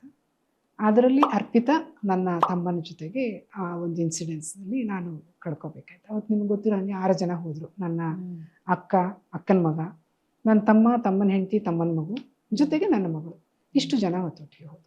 ಈಗ ಅಕ್ಷತಾ ನನ್ನ ಜೊತೆಗಿದ್ದಾಳೆ. ಅವಳು ವಿಶೇಷ ಮಗು, ಅಂದರೆ ನಾರ್ಮಲ್ ಚೈಲ್ಡ್ ಅಲ್ಲ, ವಿಶೇಷವಾದಂಥ ಮಗು. ಅವಳನ್ನ ಒಂದು ವಿಶೇಷ ಶಾಲೆಯಲ್ಲಿ ವೈಟ್ಫೀಲ್ಡ್ನಲ್ಲಿ ಬಿಟ್ಟಿರ್ತೀವಿ. ಓದು ಬರಹ ಅಂತ ಏನಿಲ್ಲ, ಅವಳ ಕೆಲಸವನ್ನು ಅವಳು ಮಾಡ್ಕೊಳ್ಳೋ ಅಷ್ಟರ ಮಟ್ಟಿಗೆ ಆದರೆ ನಮಗೆ ಸಾಕು ಅಂತ ಹೇಳಿ ನಾವು ಅಲ್ಲಿ ಬಿಟ್ಟಿದ್ದೀವಿ. ಸ್ವಲ್ಪ ತರಬೇತಿಯನ್ನು ಅವರು ಕೊಡ್ತಾ ಇದ್ದಾರೆ, ಪರವಾಗಿಲ್ಲ, ಇಂಪ್ರೂವ್ ಆಗ್ತಾ ಇದ್ದಾಳೆ ಅಷ್ಟೆ. ಮತ್ತು ಸಂಗೀತದಲ್ಲಿ ಬಹಳ ಆಸಕ್ತಿ ಅವಳಿಗೂ. ಅರ್ಪಿತಂಗೂ ತುಂಬ ಇಂಟ್ರೆಸ್ಟ್ ಇತ್ತು. ಅವಳು ಸಂಗೀತ ಮತ್ತು ನೃತ್ಯ ಎರಡನ್ನೂ ಕಲಿತಾ ಇದ್ಲು ಅರ್ಪಿತಾ. ಇವಳಿಗೆ ಕಲೀಲಿಕ್ಕೆ ಆಗದೆ ಇದ್ರೂ ಸಹಿತ ತುಂಬ ಆಸಕ್ತಿ ಇದೆ. ಹಾಡುಗಳನ್ನ ಆನಂದಿಸ್ತಾಳೆ. ಜಾನಕಿ ಅಮ್ಮನ ದೊಡ್ಡ ಫ್ಯಾನು ಅವಳು. ಅವರ ಹಾಡುಗಳು ಅಂದ್ಬಿಟ್ರೆ ಭಾರಿ ಪ್ರಿಯ. ಊಟ ತಿಂಡಿ ಬಿಟ್ಟು ಕೇಳ್ತಾಳೆ, ಅಷ್ಟು ಇಂಟ್ರೆಸ್ಟ್. ಆಫ್ ಮಾಡಬಾರ್ದು ಯಾರು ಮಧ್ಯದಲ್ಲಿ. ಮತ್ತೆ ತುಂಬಾ ತಾಳ್ಮೆಯಿಂದ ಎಲ್ಲ ಕಾರ್ಯಕ್ರಮವನ್ನ ಒಂದು 3 ಗಂಟೆಗಳ ಕಾಲ ಕೂತ್ಕೊಂಡು ನೋಡುವಷ್ಟು ಒಂದು ಸಹನೆ ನನ್ನ ಮಗಳಿಗಿದೆ ಅನ್ನೋದು ನನಗೆ ಹೆಮ್ಮೆ ಅನ್ಸುತ್ತೆ. ಮತ್ತೆ ನನಗೂ ಮೊದಲನೇ ಫ್ಯಾನ್ ಅವಳೆ. ನನ್ನ ಎಲ್ಲ ಹಾಡುಗಳನ್ನ ಅಪ್ರಿಶಿಯೇಟ್ ಮಾಡೋದಾಗಿರ್ಬೋದು, ಹೇಳೋದಾಗಿರ್ಬೋದು, ಚೆನ್ನಾಗಿತ್ತು ಅಮ್ಮ ನೀನು ಹಾಡಿದ್ದು ಅಂತ ಅದನ್ನ ಎಂಜಾಯ್ ಮಾಡ್ತಾಳೆ ಚಪ್ಪಾಳೆ ತಟ್ಕೊಂಡು. ನನಗದು ಬಹಳ ಖುಷಿ ಕೊಡುವಂತ ಸಮಾಚಾರ. ಅಷ್ಟು ಸಹೃದಯತೆ ಅವಳಿಗಿದೆ. ನಿಮ್ಮ ಮೊದಲ ನನಗೆ- ಕೇಳುಗರು ಯಾರು ಅಮ್ಮ? ಹಾಗಾದ್ರೆ ನೀವ್ ಯಾವ್ದೋ ಒಂದು ಸಂಯೋಜನೆ ಮಾಡಿದೀರಾ, ಅದ್ ಯಾವ್ದೋ ಒಂದು ಸಾಹಿತ್ಯಕ್ಕೆ ರಾಗ ಸೇರಿಸಿದೀರಾ ಅಂತ ಅವಳೇ, ಫಸ್ಟ್ ಕೇಳುಗರು ನನ್ ಮಗಳೇ. ಮಗಳೇನಾ? ನನ್ ಮಗಳು. ಓಕೆ. ನನ್ ಗಂಡನಿಗೂ ಏನು ಅಷ್ಟು ತಾಳ್ಮೆ ಇಲ್ಲ, ನನ್ನ ಮಗಳಿಗಿರೋ ಅಷ್ಟು ಇಲ್ಲ. ನಾನು ನೇರವಾಗಿ ಹೇಳ್ತೀನಿ, ಅವಳಷ್ಟು ಅವ್ರಿಗೆ. ಅವಳು ತುಂಬಾ ಚೆನ್ನಾಗಿ ಅದನ್ನ ಅಪ್ರಿಷಿಯೇಟ್ ಹಿಂಗ ಅನ್ಭವಿಸ್ತಾಳೆ, ಅದನ್ನ ತಲೆ ಇದ್ ಮಾಡ್ತಾಳೆ, ತಾಳ ಹಾಕ್ತಾಳೆ, ಹಿಂಗ್ ಅಂತಾಳೆ, ಎಲ್ಲ ಸರಿ ಇದೆ ಸಂಗೀತ ಅಂತ. ಕಲ್ಸಿದ್ದೀರಾ ಅವರಿಗೂ? ಇಲ್ಲ, ಸುಮ್ನೆ ಗ್ರೂಪ್ ಸಾಂಗ್ಗೆಲ್ಲ ನಮ್ ಜೊತೆಗೆ ನಿಂತ್ಕೊತಾಳೆ ವೇದಿಕೆ ಮೇಲೆ ಅಷ್ಟೇ. ಓಡಾಡ್ತಾರೆ ಹಾಗಾದ್ರೆ? ಅದೇ ಒಬ್ರು ಸಪೋರ್ಟ್ ಬೇಕು ಇಲ್ಲ ಅದಕ್ಕೆ. ಅವಳಿಗೆ ಮೆಟ್ಲುಗಿಡ ಹತ್ತಿ ಅವಳೊಬ್ಳಿಗೆ ಮಾಡ್ಕೊಳಕ್ ಆಗಲ್ಲ, ನಾವ್ ಯಾರೋ ಜೊತೆಗಿರ್ಬೇಕು. ಮನೆ ಒಳಗಡೆ ಮಟ್ಟಿಗೆ ಅವ್ಳ ಪಾಡಿಗೆ ಅವಳು ಓಡಾಡ್ಕೊಂಡು ಎಲ್ಲೇ ಆಗ್ಲಿ ಅಮ್ಮನ ಸ್ವಲ್ಪ ಆದ್ರೂ ಗುಣ ಬರ್ಲೇಬೇಕಲ್ಲ. ಜೀನ್ಸ್ ಅಲ್ಲಿ ಬಂದ್ಬಿಟ್ಟಿದೆ. ಖಂಡಿತ ಖಂಡಿತ. ಸಂಗೀತ ಆರಾಧನೆ ಮಾಡೋದೇ ದೊಡ್ಡ ಕೆಲ್ಸನೇ ಇವಾಗ. ಯಾಕೆಂತಂದ್ರೆ ನಿಜವಾಗ್ಲೂ. ಎಷ್ಟೋ ಜನ ಅವಳು ಸಂಗೀತ ಯಾವತ್ತೂ ಆರಾಧನೆ ನನಗೆ ತೊಂದರೆ ಕೊಟ್ಟಿಲ್ಲ. ಹ್ಮ್ ಹ್ಮ್ ನನ್ನ ಕಾರ್ಯಕ್ರಮದ ವಿಷಯದಲ್ಲಿ, ಸಂಗೀತದ ವಿಷಯದಲ್ಲಿ. ನಾನು ಇಲ್ಲಿ ಕೆಲವು ಸಲ ಕುತ್ಕೊಂಡು ಇಲ್ಲಿ ಹಾಡುಗಳನ್ನ ಅಭ್ಯಾಸ ಮಾಡ್ತಾ ಇರ್ತೀನಿ, ಮೈಕ್ ನಲ್ಲಿ ಹಾಡ್ಕೊಂಡಿದ್ದು. ಅವಳು ಇಲ್ಲಿ ಚೇರ್ ಹಾಕೊಡ್ತೀನಿ, ಅವಳೇ ನನ್ನ ಶ್ರೋತೃ. ಅವಳು ಎಷ್ಟೊತ್ತು ಬೇಕಾದ್ರೆ ಕೂತ್ಕೊಂಡು ಅದನ್ನ ಎಂಜಾಯ್ ಮಾಡ್ತಾಳೆ. ಆಗ್ಲಿ ಅಮ್ಮ, ಖುಷಿ ಆಯ್ತು ಆಕ್ಚುಲಿ. ನಿಮ್ಮ ಬಾಲ್ಯದ ಬಗ್ಗೆ ಆಗಿರ್ಬೋದು, ನಿಮ್ಮ ಗುರುಗಳ ಬಗ್ಗೆ ಆಗಿರ್ಬೋದು, ನಿಮ್ಮ ತಮ್ಮನ ನೆನಪಿನ ಬಗ್ಗೆ ಆಗಿರ್ಬೋದು, ಸಾಕಷ್ಟು ವಿಚಾರಗಳು ಬಂದು ಹೋಯ್ತು ಅಂತ ಹೇಳ್ಬೋದು ಈ 1 ಗಂಟೆಯಲ್ಲಿ. ಸೊ ಇಷ್ಟು ಬಿಡುವು ಮಾಡಿಕೊಟ್ಟದಕ್ಕಾಗಿ ಥ್ಯಾಂಕ್ ಯು ಸೋ ಮಚ್ ಅಮ್ಮ, ಖುಷಿ ಆಯ್ತು. ನಾನು ಹಾಗೆ ನನ್ನ ಅಂತರಂಗದ ಕೆಲವು ಭಾವನೆಗಳನ್ನು ತೋಡ್ಕೊಳ್ಳಿಕ್ಕೆ ನಿಮ್ಮ ಒಂದು ಚಾನೆಲ್ನ ಮೂಲಕ ಅವಕಾಶ ಮಾಡಿಕೊಟ್ಟಿದ್ದೀರಿ. ಹಾಗಾಗಿ ಎಲ್ಲ ಸಿಬ್ಬಂದಿ ವರ್ಗಕ್ಕೂ ಕೂಡ, ತಮಗೂ ಕೂಡ ವೈಯಕ್ತಿಕವಾಗಿ ನನ್ನ ಧನ್ಯವಾದ. Thank you.